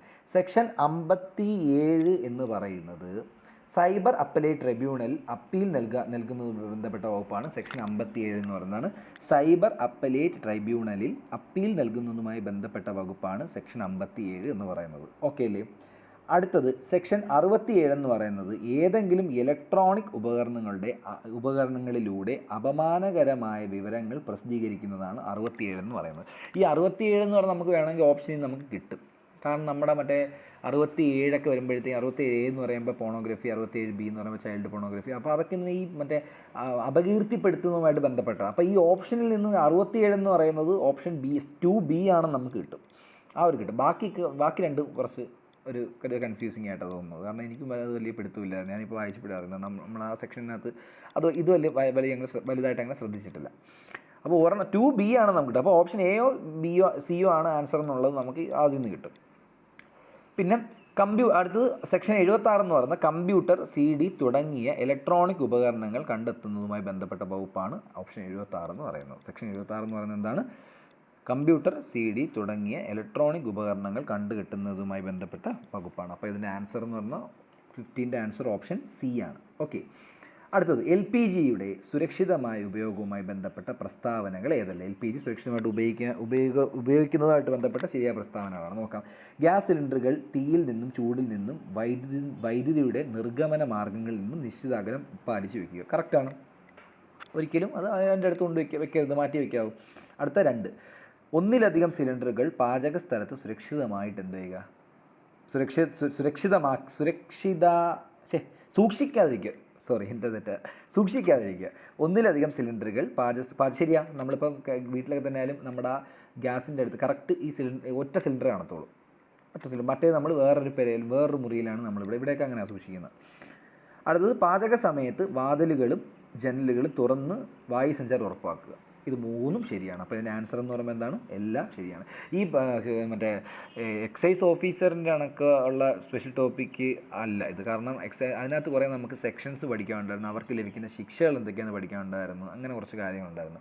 അതിൻ്റെ അത്രയും പാട് ഇതിന് വരത്തില്ല. ഇത് നമ്മുടെ ഡെയിലി ലൈഫുമായിട്ട് ബന്ധപ്പെട്ട ക്വസ്റ്റ്യൻസാണ് മെയിനായിട്ട് ഇതിനകത്ത് വരുന്നത്. അപ്പോൾ അങ്ങനെ ക്വസ്റ്റ്യൻസ് വരുമ്പോൾ നമ്മൾ ഇൻ കേസ് അത് വായിച്ചിട്ടില്ല എങ്കിൽ കൂടി, നമ്മൾ പഠിച്ചിട്ടില്ലാത്തതാണെങ്കിൽ കൂടി നമ്മൾ ആ ഓപ്ഷനിൽ നമുക്ക് കിറ്റ് ചെയ്യാൻ പറ്റും. തെറ്റായിട്ടുള്ളത് അല്ലെങ്കിൽ ശരി ഏതാണെന്നുള്ളത് കണ്ടുപിടിക്കാനുള്ളൊരു ഇത് നമുക്ക് കിട്ടും. കാരണം ചുറ്റുപാട് നമ്മളെ സിനിമകളിലായാലും ചുറ്റുപാടുകളിലുള്ള കുറേ കാര്യങ്ങളിലൊക്കെയായാലും നമ്മളിതൊക്കെ കണ്ടിട്ടുള്ള കാര്യങ്ങളായിരിക്കും. ഓക്കെ, അപ്പോൾ അങ്ങനെയും കൂടെ ശ്രദ്ധിക്കുക. അവിടെ വരുമ്പോൾ ആദ്യം തന്നെ ഇതെനിക്ക് അറിയത്തില്ലെന്നും പറഞ്ഞ് വിടരുത്. ജസ്റ്റ് ഓപ്ഷൻ വായിച്ചാൽ ചിലപ്പോൾ നമുക്ക് അതിനകത്ത് കിട്ടാനുള്ള ചാൻസ് കിട്ടുന്നതായിരിക്കും. അപ്പോൾ അതൊന്ന് ശ്രദ്ധിക്കുക. അടുത്തത്, എമർജൻസി ഇൻഫർമേഷൻ പാനലിൽ ഉൾപ്പെടുത്തിയിരിക്കുന്ന വിവരങ്ങൾ ഏതെല്ലാം? അപ്പോൾ എമർജൻസി ഇൻഫർമേഷൻ പാനലിൽ ഉൾപ്പെടുത്തിയിരിക്കുന്ന വിവരങ്ങൾ ഏതെല്ലാം? ഇതിൻ്റെ ഓപ്ഷൻ ഏതൊക്കെയാണ്? UN number, class label, emergency number, heat capacity. അപ്പോൾ ഇതിനകത്ത് കേൾക്കുമ്പോൾ തന്നെ നമുക്ക് ഇതിനകത്ത് ആദ്യമേ പുറത്താക്കാൻ തോന്നുന്ന ഒരാളുണ്ട്, ഹീറ്റ് കപ്പാസിറ്റി. ഈ ഹീറ്റ് കപ്പാസിറ്റി അതിനകത്ത് ഇൻഫർമേഷൻ്റെ പറയേണ്ട കാര്യം എന്തുവാ? എമർജൻസി ഇൻഫർമേഷൻ പാനലില്ല, എമർജൻസി ഇൻഫർമേഷൻ പാനൽ. ഇൻഫർമേഷൻ എന്ന് പറയുമ്പോൾ നമ്മൾ എന്തെങ്കിലും ഒന്നെങ്കിൽ എമർജൻസി എന്ന് പറയുമ്പോൾ നമ്മൾ ആരെങ്കിലും വിളിച്ച് പറയാനോ തീപിടുത്തുണ്ടായി അല്ലെങ്കിൽ അങ്ങനത്തുള്ള നമ്പേഴ്സുകളാണ് നമുക്ക് വേണ്ടുള്ളത്. ഓക്കെ, നമ്പറുകളാണ് നമുക്ക് വേണ്ടുള്ളത്. ഓക്കെ, അപ്പോൾ അതിനകത്ത് ഹീറ്റ് കപ്പാസിറ്റി എന്ന് പറയാം, ഹീറ്റ് കപ്പാസിറ്റി എന്ന് പറഞ്ഞ സാധനം, അപ്പോൾ ഹീറ്റ് കപ്പാസിറ്റി എന്ന് പറഞ്ഞ സാധനം നമ്മൾ എന്ത് ചെയ്യുക? അതിനകത്ത് നമുക്ക് ആദ്യം കട്ട് ചെയ്യാം. ബാക്കി UN നമ്പർ വേണം, എമർജൻസി നമ്പർ വേണം, ക്ലാസ് ലേബലും വേണം. അപ്പോൾ നമുക്ക് നോക്കാം ഓപ്ഷൻ ഏതൊക്കെയാണ്? 1, 2, 3. ഓക്കെ, അപ്പോൾ ഹീറ്റ് കപ്പാസിറ്റി കട്ട് ചെയ്യുമ്പോൾ തന്നെ നമുക്ക് 3 ഓപ്ഷൻ പോയി. കാരണം എയും സിയും ഡിയും പോയി. ഹീറ്റ് കപ്പാസിറ്റി കാരണം എയും സിക്കകത്ത് 4 ഓപ്ഷൻ ഉണ്ട്. അത് 4 എന്ന് പറയുന്ന നമ്പറാണ്. അതുകൊണ്ട് അത് കട്ട് ചെയ്യുമ്പോൾ അത് 2 പോകും. ഇവയെല്ലാം എന്തായാലും വരത്തില്ലേ? അപ്പോൾ ഓപ്ഷൻ B ആണ് ആൻസർ എന്ന് പറയുന്നത്. ഓക്കെ, അടുത്തത്, പക്ഷാഘാതം തിരിച്ചറിയാൻ അവലംബിക്കുന്ന മാർഗ്ഗങ്ങൾ എന്തൊക്കെയാണ്? പക്ഷാഘാതം തിരിച്ചറിയാൻ എന്തൊക്കെയാണ് മാർഗ്ഗങ്ങൾ നോക്കാം. രോഗിയോട് ചിരിക്കാനോ പല്ല് കാണിക്കാനോ പറയുക. കറക്റ്റാണ്. കാരണം നമുക്ക് എന്ന് പറഞ്ഞാൽ നമ്മൾ പക്ഷാഘാതം വന്നിട്ടുണ്ടോ ഇല്ലെന്ന് അറിയണമെങ്കിൽ നമ്മളിത് പറയുമ്പോൾ അവർ നമ്മൾ പറയുന്നതിന് റെസ്പോൺസ് ചെയ്യുന്നുണ്ടോ നമ്മൾ നോക്കണം. ഒന്നാമത്തെ പോയിന്റ്. അപ്പോൾ രോഗിയോട് ചിരിക്കാനോ പല്ല് കാണിക്കാനോ പറയുക. കറക്റ്റാണ്. രോഗിയോട് 2 കൈകളും പൊക്കാൻ ആവശ്യപ്പെടുക. അതും ശരിയാണ്. 2 കൈകളും പൊക്കാൻ ആവശ്യപ്പെടുക. അടുത്തത്, രോഗി വ്യക്തമായി സംസാരിക്കുന്നുണ്ടോ എന്ന് ശ്രദ്ധിക്കുക. കറക്റ്റാണ്. 3 കറക്റ്റാണ്. അപ്പോൾ ഇതിൻ്റെ ആൻസർ എന്താണ്? ഇവയെല്ലാം ഇതിൻ്റെ ആൻസർ എന്ന് പറയുന്നത്. ഓക്കെ അല്ലേ? അത് നമുക്ക് കിട്ടും. അത് നമുക്ക് അതിനകത്ത് വായിക്കുമ്പോൾ തന്നെ നമുക്കത് കിട്ടും. അടുത്തത്, മനുഷ്യൻ്റെ ശ്വാസകോശത്തിൻ്റെ ശരാശരി ഭാരം. മനുഷ്യൻ്റെ ശ്വാസകോശത്തിൻ്റെ ശരാശരി ഭാരം എന്ന് പറയുന്നത് 1.3 കിലോഗ്രാം ആണ്. 1.3 kg ആണ്. അപ്പോൾ നമ്മൾ പെട്ടെന്ന് നമ്മൾ ശ്വാസകോശത്തിനാകുമ്പോൾ നമ്മൾ വിചാരിക്കും മസിൽസ് ഒന്നുമില്ല, അപ്പോൾ നമ്മൾ വെയിറ്റ് കുറവാണല്ലോ എന്ന് നമ്മൾ പെട്ടെന്ന് ചിന്തിക്കുമ്പോൾ ഓപ്ഷൻ കാണുമ്പോൾ നമ്മൾക്കിത് അറിഞ്ഞുകൂടെങ്കിൽ ഏറ്റവും ചെറിയ വെയിറ്റിലോട്ട് നമ്മൾ പോകും. ഒരിക്കലും ചെയ്യരുത്. എന്താ കൃത്യമായിട്ടുള്ള വാല്യൂ ഇപ്പോൾ പറയുന്നുണ്ട്, അത് കൃത്യമായിട്ട് പഠിച്ച് തന്നെ പോവാം. ഓക്കെ, 1.3 കിലോഗ്രാമാണ്. ഓക്കെ അല്ലേ? അടുത്തത്, അഗ്നിബാധ ശ്രദ്ധയിൽപ്പെട്ടാൽ ചെയ്യേണ്ട കാര്യങ്ങൾ എന്തൊക്കെയാണ്? Fire alarm മുഴക്കുക. ഓപ്ഷൻസ് ഞാൻ വായിക്കാം. ഫയർ അലാറം മുഴക്കുക, ലിഫ്റ്റ് ഉപയോഗിക്കാതെ കോണിപ്പടിയിലൂടെ കെട്ടിടത്തിൽ നിന്നും ആളുകളെ ഒഴിപ്പിക്കുക, ലിഫ്റ്റ് ഉപയോഗിക്കാതെ കോണിപ്പടിയിലൂടെ കെട്ടിടത്തിൽ നിന്ന് ആളുകൾ ഒഴിപ്പിക്കുക, രക്ഷാപ്രവർത്തകരെ വിവരമറിയിക്കുക. ഇത് മൂന്നും ചെയ്യേണ്ടുള്ള കാര്യങ്ങളല്ലേ? അപ്പോൾ ഇത് മൂന്നും എന്താണ്? ശരിയാണ്. ഓക്കെ അല്ലേ? അപ്പോൾ നമ്മുടെ ഈ ഒരു ക്വസ്റ്റ്യനകത്തുള്ള 20 ഫയർമാൻ്റെ സ്പെഷ്യൽ ക്വസ്റ്റ്യൻസ് നമ്മൾ കഴിഞ്ഞു. ഓക്കെ അല്ലേ? ഇനി അടുത്തത് നമുക്ക് ഒരു ക്വസ്റ്റ്യനും കൂടെ ഉണ്ട്, അതും കൂടെ നമുക്ക് വായിക്കാം. കുറച്ച് ക്ലാരിറ്റി കുറവുണ്ട്, അത് ഈ ഫോട്ടോ എടുത്തതിൻ്റെ കുഴപ്പമാണ്. ഒന്ന് ക്ഷമിക്കണേ, കാരണം അത് ഞാൻ എടുത്ത് എൻ്റെ കുഴപ്പം, അതാണ് ഈ ഒരു സൈഡ് അങ്ങ് ഒരുമാതിരി ആയിപ്പോയത്. ഞാൻ PDF ആക്കിയപ്പോഴും ശ്രദ്ധിച്ചില്ല, അത് ഒരു സൈഡ് കുഴപ്പമില്ല. നോക്കാം, ഞാൻ എന്തായാലും വായിക്കുന്നപ്പോഴത്തേനും ശ്രദ്ധിച്ചാൽ മതി. തെറ്റായ പ്രസ്താവന ഏതാണ്? തെറ്റായ പ്രസ്താവന ഏതെന്നാണ് ചോദിച്ചേക്കുന്നത്. ആദ്യത്തെ ക്വസ്റ്റ്യൻ നമുക്ക് നോക്കാം. എന്താണ് അവിടെ പറഞ്ഞേക്കുന്നത്? ഇന്ധന ബാഷ്പവും വായുവും കൂടിച്ചേർന്ന മിശ്രിതം ഗോളാകൃതിയിൽ ഒന്നിച്ച് കത്തുന്നതിനാണ് ഫയർ ബോൾസ് എന്നറിയപ്പെടുന്നത്. ഗോളാകൃതി ഉണ്ട്, ബോളും ഉണ്ട്. അപ്പോൾ അതിനകത്തുനിന്ന് നമ്മൾ ആ ഫയർ ബോൾ പഠിച്ചാൽ തന്നെ അങ്ങനെ ഗോളാകൃതിയിൽ വരുന്ന എന്താണ്? ഫയർ ബോൾസ് ആണെന്നാണ് പഠിച്ചത്. അപ്പോൾ അതെന്താണ്? അതിൻ്റെ ആൻസർ ശരിയാണ്. അടുത്തത് തെറ്റായ പ്രസ്താവനയാണ് ചോദിച്ചേക്കുന്നത്. അപ്പോൾ 1 ശരിയാണ്. 2, തിരശ്ചീനമായ ഒരു ഇന്ധന ശേഖരത്തിൻ്റെ മുകളിലുണ്ടാകുന്ന ബാഷ്പം ഓക്സിജനുമായി ചേർന്ന് പൂർണ്ണമായും ജ്വലിക്കുന്നതിനാണ് പൂൾ ഫയർ എന്നറിയപ്പെടുന്നത്. ഈ പൂൾ ഫയറിന് പഠിക്കാനൊരു കോഡ് ഞാൻ പറയാം. പൂൾ ഫയർ എന്ന് കേൾക്കുമ്പോൾ നമ്മൾ മനസ്സിൽ ആദ്യം സ്വിമ്മിംഗ് പൂൾ ഓടി വരിക. സ്വിമ്മിംഗ് പൂൾ ഓർക്കുക, സ്വിമ്മിംഗ് പൂളിനെ ഓർക്കുക. അപ്പോൾ സ്വിമ്മിംഗ് പൂൾ ഓർത്ത് കഴിഞ്ഞാൽ അതിൻ്റെ പൂളിനകത്ത് കുറേ ഏതെങ്കിലും ഒരു ഇന്ധനമാണ് കിടക്കുന്നതെന്നും അത് വേപ്പറായി പോകുമ്പം അതിൻ്റെ മുകളിൽ ഈ തീ കത്തുന്നതായിട്ടും ജസ്റ്റ് ഒന്ന് ഓർത്ത് കഴിഞ്ഞാൽ ഈ പൂൾ ഫയർ നമുക്ക് കിട്ടും. ഓക്കെ, തിരശ്ചീനമായ ഒരു ഇന്ധന ശേഖരത്തിന് മുകളിലുണ്ടാകുന്ന ബാഷ്പ ഓക്സിജനുമായി ചേർന്ന് പൂർണ്ണമായി ജ്വലിക്കുന്നതിനാണ് പൂൾ ഫയർ എന്ന് പറഞ്ഞത്. അപ്പോൾ പൂൾ ഫയർ എന്ന് കണക്ട് ചെയ്യാൻ വേണ്ടി സ്വിമ്മിംഗ് പൂൾ ഓർത്ത് വെച്ച് നമുക്കത് കിട്ടും. അടുത്തത് സി എന്ന് പറയുന്നതാണ് ഇന്ധന ബാഷ്പം വായുവിൻ്റെ അസാന്നിധ്യത്തിൽ ജ്വലന പരിധിക്കുള്ളിൽ ആകുമ്പോൾ സംഭവിക്കുന്നതാണ് ഫ്ലാഷ് ഫയർ. അത് തെറ്റല്ലേ? കാരണം ഇന്ധന ബാഷ്പം വായുവിൻ്റെ അസാന്നിധ്യത്തിൽ ജ്വലന പരിധിക്കുള്ളിലാകുമ്പോൾ ഉണ്ടാകുന്നതല്ല ഫ്ലാഷ് ഫയർ. ഫ്ലാഷ് ഫയർ എന്ന് പറയുമ്പോൾ മിന്നൽ വേഗത. അപ്പോൾ ഈ മിന്നൽ വരുമ്പോഴത്തേക്കിനെ ഫ്ലാഷിനെ നമുക്ക് അവിടെ കൊണ്ടുവരാൻ പറ്റും. അപ്പം ഓപ്ഷൻ സി ആണ് ഇവിടുത്തെ തെറ്റായ പ്രസ്താവന എന്ന് പറയുന്നത്. ഓക്കെ അല്ലേ? അപ്പോൾ 1ൻ്റെ ആൻസർ എന്താണ്? സി ആണ്. പിന്നെ നമുക്ക് നോക്കാം, ഡി കൂടെ എന്തായാലും ഒന്ന് വായിക്കാം. തുടർച്ചയായി ഒരേ ദിശയിലേക്കോ വ്യത്യസ്ത ദിശകളിലേക്കോ ഒരു ഉറവിടത്തിൽ നിന്ന് ശക്തിയായി ഉണ്ടാകുന്ന ജ്വലനമാണ് ജെറ്റ് ഫയർ. കറക്റ്റാണ്. ജെറ്റ് എന്ന് പറഞ്ഞാൽ ഒരൊറ്റ ദിശയിലോട്ട് നല്ല അടിപൊളിയായിട്ട് ഇങ്ങനെ, എന്നാൽ അടിപൊളി എന്ന് പറഞ്ഞാൽ നല്ല രീതിയിൽ അങ്ങോട്ട് കത്തുന്ന സംഭവമാണ് ജെറ്റ് ഫയർ എന്ന് പറയുന്നത്. ഓക്കെ അല്ലേ? അടുത്ത ക്വസ്റ്റ്യൻ, കേരളത്തിലെ ആദ്യത്തെ സൈബർ പോലീസ് സ്റ്റേഷൻ എവിടെ സ്ഥിതി ചെയ്യുന്നത്? നമുക്കറിയാവുന്ന കാര്യം, പട്ടം. തിരുവനന്തപുരത്തെ പട്ടത്തിലാണ് ആദ്യത്തെ സൈബർ പോലീസ് സ്റ്റേഷൻ എന്ന് പറയുന്നത്. അടുത്ത ശരിയായ പ്രസ്താവന ഏതാണ്? സെൽഷ്യസ് സ്കെയിൽ ഫാരൻഹീറ്റ് സ്കെയിലും ഒരേ മൂല്യം കാണിക്കുന്ന ഊഷ്മാവ് -40 ആണ്. അത് കറക്റ്റാണ്. ഒന്നാമത്തെ പോയിന്റ് കറക്റ്റാണ്. രണ്ടാമത്തെ കേവല പൂജ്യം എന്നറിയപ്പെടുന്ന -273.15 ഡിഗ്രി സെൽഷ്യസ് ആണ്. അതും കറക്റ്റാണ്. മൂന്നാമത്തെ സെൽഷ്യസ് സ്കെയിലും കെൽവിൻ സ്കെയിലും അല്ല, അത് തെറ്റാണ്. സെൽഷ്യസ് സ്കെയിലും കെൽവിൻ സ്കെയിലും ഒരേ മൂല്യം കാണിക്കുന്നതല്ല 574.25 എന്ന് പറയുന്നത്. അപ്പോൾ ഓപ്ഷൻ 1, 2 ആണ് ഇവിടുത്തെ ശരിയായ പ്രസ്താവനകളെന്ന് പറയുന്നത്. അടുത്തത്, കൃത്രിമ ശ്വാസോച്ഛ്വാസം നൽകുന്നതുമായി ബന്ധപ്പെട്ട ശരിയായ പ്രസ്താവന ഏതെല്ലാമാണ് നോക്കാം. ഓക്കെ, കൃത്രിമം എന്ന് പറഞ്ഞാൽ നമ്മുടെ ഇത് കൊടുക്കുന്നത്, കൃത്രിമ ശ്വാസം കൊടുക്കുന്നത്. ഓക്കെ, ശരിയായ പ്രസ്താവനകൾ ചോദിച്ചേക്കുന്നത്. ഒന്നാമത്തെ കാര്യം, രോഗിയെ മലർത്തി കിടത്തി വായും മൂക്കും തുറന്നിരിക്കുന്നുവെന്ന് ഉറപ്പുവരുത്തുക. അത് കറക്റ്റാണ്. രണ്ടാമത്തെ, രോഗിക്ക് കൃത്രിമ ശ്വാസം നൽകുന്നതിനോടൊപ്പം രോഗിയുടെ നെഞ്ചിൽ ശക്തിയായി എന്ത് ചെയ്യുക? അമർത്തുക. രോഗിക്ക് കൃത്രിമ ശ്വാസം നൽകുന്നതിന് മുമ്പ് എന്ത് ചെയ്യുക? നൽകുന്നതോടൊപ്പം രോഗിയുടെ നെഞ്ചിൽ ശക്തിയായിട്ട് എന്ത് ചെയ്യുക? അമർത്തുക. അത് ചെയ്യരുത്, അത് തെറ്റാണ്. അടുത്ത മൂന്നാമത്തെ നോക്കാം. പ്രഥമ ശുശ്രൂഷകൻ പൂർണ്ണമായും വായു ഉള്ളിലേക്ക് വലിച്ചെടുത്ത് രോഗിയുടെ വായ തുറന്ന് ഉള്ളിലേക്ക് ശക്തമായി ഊതുക. അത് കറക്റ്റ്. അപ്പോൾ ഇതിൻ്റെ ആൻസർ എന്ന് പറഞ്ഞാൽ 1ഉം 3ഉം ആണ്. 2 എന്ന് പറയുന്നത് തെറ്റാണ്. ഓക്കെ അല്ലേ? അപ്പോൾ നാലാമത്തെ ആൻസർ ഓപ്ഷൻ സി. അടുത്ത ചേരുംപടി ചേർക്കുക. ചാലനം, വികിരണം, സംവഹനം. നമുക്കിത് കിട്ടുന്ന കാര്യം. ചാലനം എന്ന് പറയുമ്പോൾ എന്താണ്? തന്മാത്രകളുടെ ചലനം വഴി താപം ഒരു ഭാഗത്തു നിന്ന് മറ്റൊരു ഭാഗത്തേക്ക് പോകുന്നതാണ് എന്തെന്ന് പറയുന്നത്? ചാലനം എന്ന് പറയുന്നത്. ഓക്കെ അല്ലേ? അപ്പോൾ ചേരുംപടി ചേർക്കുക. ഓക്കെ, ഒരു മിനിറ്റ്.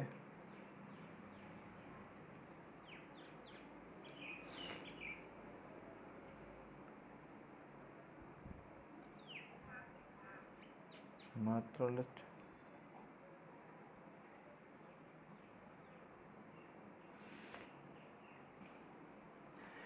ഇതിലെന്തോ ഒരു മിസ്റ്റേക്ക് ഉണ്ടല്ലോ. തന്മാത്രകളുടെ ചലനം വഴി താപം ഒരു ഭാഗത്തു നിന്ന് മറ്റൊരു ഭാഗത്തേക്ക് പ്രസരിക്കുന്നു. തന്മാത്രകളുടെ സഞ്ചാരമില്ലാതെ ഒരു സ്ഥലത്തു നിന്ന് മറ്റൊരു സ്ഥലത്തേക്ക് താപം. ആ ക്വസ്റ്റ്യൻ ഒന്ന് വിട്ടേരെ. ഈ ക്വസ്റ്റ്യൻ എന്തോ ഒരു തെറ്റുണ്ട്, അതുകൊണ്ട് അത് വിട്ടേരെ. എന്ന് പറഞ്ഞാൽ 3C ഒരു മാധ്യമമില്ലാതെ താപം പ്രസരിക്കുന്ന 3C. അപ്പോൾ 3C വരുന്ന ഓപ്ഷൻസ് എയും ബിയും ഉള്ളു. അതിനകത്ത് എനിക്ക് അതിൻ്റെ ചെറിയ ഡൗട്ടുണ്ട്, അത് വിട്ടേക്കാം. ആ ക്വസ്റ്റ്യൻ വിട്ടേക്കാം. അടുത്തത്, മുറിവുണ്ടായാൽ ചെയ്യേണ്ട പ്രഥമ ശുശ്രൂഷകൾ ഏതെല്ലാമെന്ന് നോക്കാം. മുറിവിൽ നിന്ന് രക്തസ്രാവം ഉണ്ടെങ്കിൽ ആ ഭാഗം എന്തൊക്കെ ഉയർത്തി വെക്കുക. കറക്റ്റാണ്. എന്ന് പറഞ്ഞാൽ നമ്മുടെ ഉയർത്തി വെക്കാൻ ശ്രമിക്കുക. മുറിവുകൾ വൃത്തിയാക്കുമ്പോൾ ഡെറ്റോൾ സ്പിരിറ്റ് എന്നിവ എന്ത് ചെയ്യുക, ഉപയോഗിക്കുക. മുറിവ് വൃത്തിയാക്കുമ്പോൾ ഡെറ്റോൾ സ്പിരിറ്റ് കറക്റ്റാണ്. രക്തം കട്ട പിടിക്കുന്നത് കഴുകിക്കളയുക. ചെയ്യാൻ പാടുണ്ട. രക്തം കട്ട പിടിക്കുന്ന കഴുകിക്കളഞ്ഞാൽ പിന്നെ രക്തം പോത്തേ ഉള്ളൂ കൂടുതൽ. അപ്പോൾ അതെന്തൊക്കെ ചെയ്യുന്നത്. അപ്പോൾ 1, 2 ഇവിടെ ചെയ്യേണ്ട കാര്യങ്ങൾ, 3 ചെയ്തത്. അപ്പോൾ 1, 2 ആൻസർ ഓപ്ഷൻ എ. ആറാമത്തെ ആൻസർ എ ആണ്. അടുത്ത, ക്ലാസ് ലേബലിലെ നിറങ്ങളും സൂചനകളുമായി ബന്ധപ്പെട്ട തെറ്റായ പ്രസ്താവനകൾ ഏതൊക്കെയാണെന്ന് നോക്കാം. ചുവപ്പ് തീയാപായം, കറക്റ്റാണ്. നീല വെള്ളം വീണാലുള്ള അപകടം, കറക്റ്റാണ്. മഞ്ഞ രാസപ്രവർത്തനക്ഷമത, കറക്റ്റാണ്. ഇതിനകത്ത് ഓറഞ്ച് വിഷം, ഓറഞ്ച് അല്ല വിഷം, അത് തെറ്റാണ്. ഓക്കെ അല്ലേ. ചുവടെ തന്നിട്ടുള്ളവയിൽ സ്ത്രീകളിലെ ഹീമോഗ്ലോബിൻ്റെ അളവ് എത്രയാണ്? 13.5 mg/100 ml ആണ്. സ്ത്രീകളിലെ ഹീമോഗ്ലോബിൻ്റെ അളവെന്ന് പറഞ്ഞാൽ 13.5 ആണ്. 13.5. ഒരാൾക്ക് പൊള്ളലേറ്റാൽ ചെയ്യേണ്ട പ്രഥമ ശുശ്രൂഷകൾ എന്തെല്ലാമെന്ന് നമുക്ക് നോക്കാം. ഇവിടെ ഈ പേജ് ഇത്ര ക്ലാരിറ്റിയാണ് മറ്റേതിനെ അപേക്ഷിച്ച്. പൊള്ളലേറ്റ ഭാഗത്ത് എന്ത് ചെയ്യുക? പൊള്ളലേറ്റ ഭാഗത്ത് തേൻ നികതിക്ക് 1 മിനിറ്റ്. ക്വസ്റ്റ്യൻ എന്തോന്നൊന്നും ആയിക്കട്ടെ. ഒരാൾക്ക് പൊള്ളലേറ്റാൽ ചെയ്യേണ്ട പ്രഥമ ശുശ്രൂഷകൾ എന്തെല്ലാമെന്നാണ് ചോദിച്ചിരിക്കുന്നത്. 9 ഓക്കെ. 9. പൊള്ളലേറ്റ ഭാഗത്ത് തേൻ പേസ്റ്റ് പുരട്ടുക. ചെയ്യാൻ പാടുണ്ടോ? നമ്മൾ ഇവിടെയൊക്കെ ചെയ്യും, പെട്ടെന്ന് നമ്മൾ എടുത്തും ചെയ്യും. പക്ഷേ അത് കറക്റ്റായിട്ടുള്ള രീതിയിൽ അത് ചെയ്യാൻ പാടില്ല. ഇവിടെ പറയാറുണ്ട് തേൻ തേക്കുക അല്ലെങ്കിൽ ഇതുപോലെ പുരട്ടുക എന്ന് പറയുന്നുണ്ട്. പക്ഷേ സയൻറ്റിഫിക്കായിട്ട് എന്തൊക്കെ അത് ചെയ്യാൻ പാടില്ല. അപ്പോൾ ഒന്നാമത്തെ ഓപ്ഷൻ തെറ്റാണ്. പൊള്ളലേറ്റ ഭാഗങ്ങൾ പറ്റിപ്പിടിച്ചിരിക്കുന്ന വസ്ത്രങ്ങൾ ബലമായി വലിച്ചു കീറാതിരിക്കുക. കാരണം ബലമായി വലിച്ചെടുത്താനുള്ള പ്രശ്നം എന്താണ്? നമ്മൾ ബലമായി എടുത്തു കഴിഞ്ഞാൽ നമ്മളെ തൊലിയും കൂടെ അതിൻ്റെ കൂടെ ഒപ്പം തൊലി അടർന്നിരിക്കുക. അപ്പോൾ ഈ ഇത് വലിക്കുമ്പോഴത്തേക്കും നമ്മുടെ ഈ ഉടുപ്പ് വലിക്കുമ്പോഴത്തേക്കും അതിൻ്റെ കൂടെ എന്ത് പറ്റും? ഈ തൊലിയും കൂടെ പോകാനുള്ള ചാൻസ് ഉണ്ട്. അപ്പോൾ അതൊരിക്കലും ചെയ്യരുത്. പിന്നെ കുടിക്കാൻ ധാരാളം വെള്ളം കൊടുക്കുക, അത് ചെയ്യണം. അപ്പോൾ 2, 3 ആൻസർ. അപ്പോൾ ഓപ്ഷൻ ബി ആണ് ആൻസർ എന്ന് പറയുന്നത്. ഓക്കെ, 2, 3. ശരിയായ പ്രസ്താവന ഏത്? കേരള ഫയർഫോഴ്സ് ആക്ട് നടപ്പിലാക്കിയത് 1963 ജനുവരി 22-നാണ്. അത് കറക്റ്റായിട്ടുള്ള പോയിൻ്റാണ് കേട്ടോ. രണ്ടാമത്, കേരള ഫയർ ആൻഡ് റെസ്ക്യൂ സർവീസിൻ്റെ ആസ്ഥാനം തിരുവനന്തപുരമാണ്. അതും ശരിയാണ്. കേരള ഫയർ ആൻഡ് റെസ്ക്യൂ സർവീസിൻ്റെ പതാക ദിനമായി ആചരിക്കുന്നത് മാർച്ച് 8-ആണ്. അതും ശരിയാണ്. അപ്പോൾ ആൻസർ എന്താണ്? ഇവയെല്ലാം. ഇതിൽ ആദ്യത്തെ പോയിന്റ് ശ്രദ്ധിക്കണം. കേരള ഫയർഫോഴ്സ് ആക്ട് നടപ്പിലാക്കിയത് 1963 ജനുവരി 22-നാണ്. ഡേറ്റ് ഉൾപ്പെടെ പഠിക്കണം. ഓക്കെ അല്ലേ. അടുത്തത്, Indian computer emergency response team CERT-IN നിലവിൽ വന്ന വർഷം. CERT CERT-IN എന്നാണ് അതിനെ അല്ലാതെ വിളിക്കുന്നത് പറയുന്നത്. CERT-IN വന്നത് 2004-ലാണ്. കാരണം ഇതിനകത്ത് ഒരു ഓപ്ഷൻ കോഡ് പറഞ്ഞിട്ടാണെങ്കിൽ CERT 4 ഉള്ളൂ, 4 അക്ഷരമേ ഉള്ളൂ. അപ്പം 2004 വന്നു. അപ്പോൾ ആ 4 അതിൻ്റെ 4 2004-ൻ്റെ 4 കൂടെ തമ്മിൽ നമുക്ക് കണക്ട് ചെയ്യാൻ പറ്റും. ഓക്കെ അല്ലേ. അടുത്ത, ചുവടെ തന്നിരിക്കുന്ന സൂചകങ്ങളിൽ നിന്നും ഏത് തരം അഗ്നിയാണെന്ന് തിരിച്ചറിയുക. ജ്വലന സ്വഭാവമുള്ള ദ്രാവകങ്ങളിൽ ഉണ്ടാകുന്ന തീപിടുത്തം. ദ്രാവകങ്ങളാകുമ്പോൾ ഞാൻ പറഞ്ഞു, ദ്രാവകങ്ങളാകുമ്പം ബി ഓർക്കുക. B ഫോർ ബാർ വേണം ഓർക്കാൻ. അല്ലെങ്കിൽ ബിഫോർ ബോയിലിംഗ് എന്ന് ഓർത്ത് വെച്ചാൽ മതി. ബോയിലിംഗ് എന്ന് പറയുമ്പോൾ ഈ മറ്റേ ദ്രാവകങ്ങൾ തിളയ്ക്കുന്നതായിട്ട് ബന്ധപ്പെട്ടില്ലേ ബോയിലിംഗ്, അങ്ങനെ ഓർത്ത് വെച്ചാലും മതി. അപ്പം എന്താണ് ഓപ്ഷൻ? അപ്പം 1-ൻ്റെ ആൻസർ എന്താണ്? ഓപ്ഷൻ ബി ആണ്. എന്നാൽ ഈ തന്നേക്കുന്ന ഇവയെ പത അല്ലെങ്കിൽ ഡ്രൈ കെമിക്കൽ പൗഡർ ഉപയോഗിച്ചാണ് കെടുത്തുന്നത്. കറക്റ്റാണ്. വെള്ളത്തിൽ തീ പിടിച്ച് കഴിഞ്ഞാൽ നമ്മൾ പത അല്ലെങ്കിൽ ഡ്രൈ കെമിക്കൽ പൗഡർ ആണോ ഉപയോഗിക്കാൻ? അപ്പോൾ അത് കറക്റ്റാണ്. പെട്രോളിയം ഉൽപ്പന്നങ്ങൾ, പെയിൻറ്റ് എന്നിവയിൽ ഉണ്ടാകുന്ന തീപിടുത്തമാണ് ഇതിനെ വിളിക്കുന്ന പേര്. അപ്പോൾ ഇതിൻ്റെ എല്ലാം ആൻസർ എന്താണ്? Option B, class B fire. Okay അല്ലേ. അടുത്തത്, പക്ഷാഘാതത്തിൻ്റെ ലക്ഷണങ്ങളിൽ പെടാത്തത് ഏതെന്ന് നോക്കാം. കാലിൽ നീര് കാണപ്പെടുന്നു. പക്ഷാഘാതത്തിന് കാലിൽ നീരൊന്നും കാണപ്പെടുത്തൊന്നുമില്ല. അതാണ് തെറ്റായ പ്രസ്താവന. പെട്ടെന്നുള്ള കടുത്ത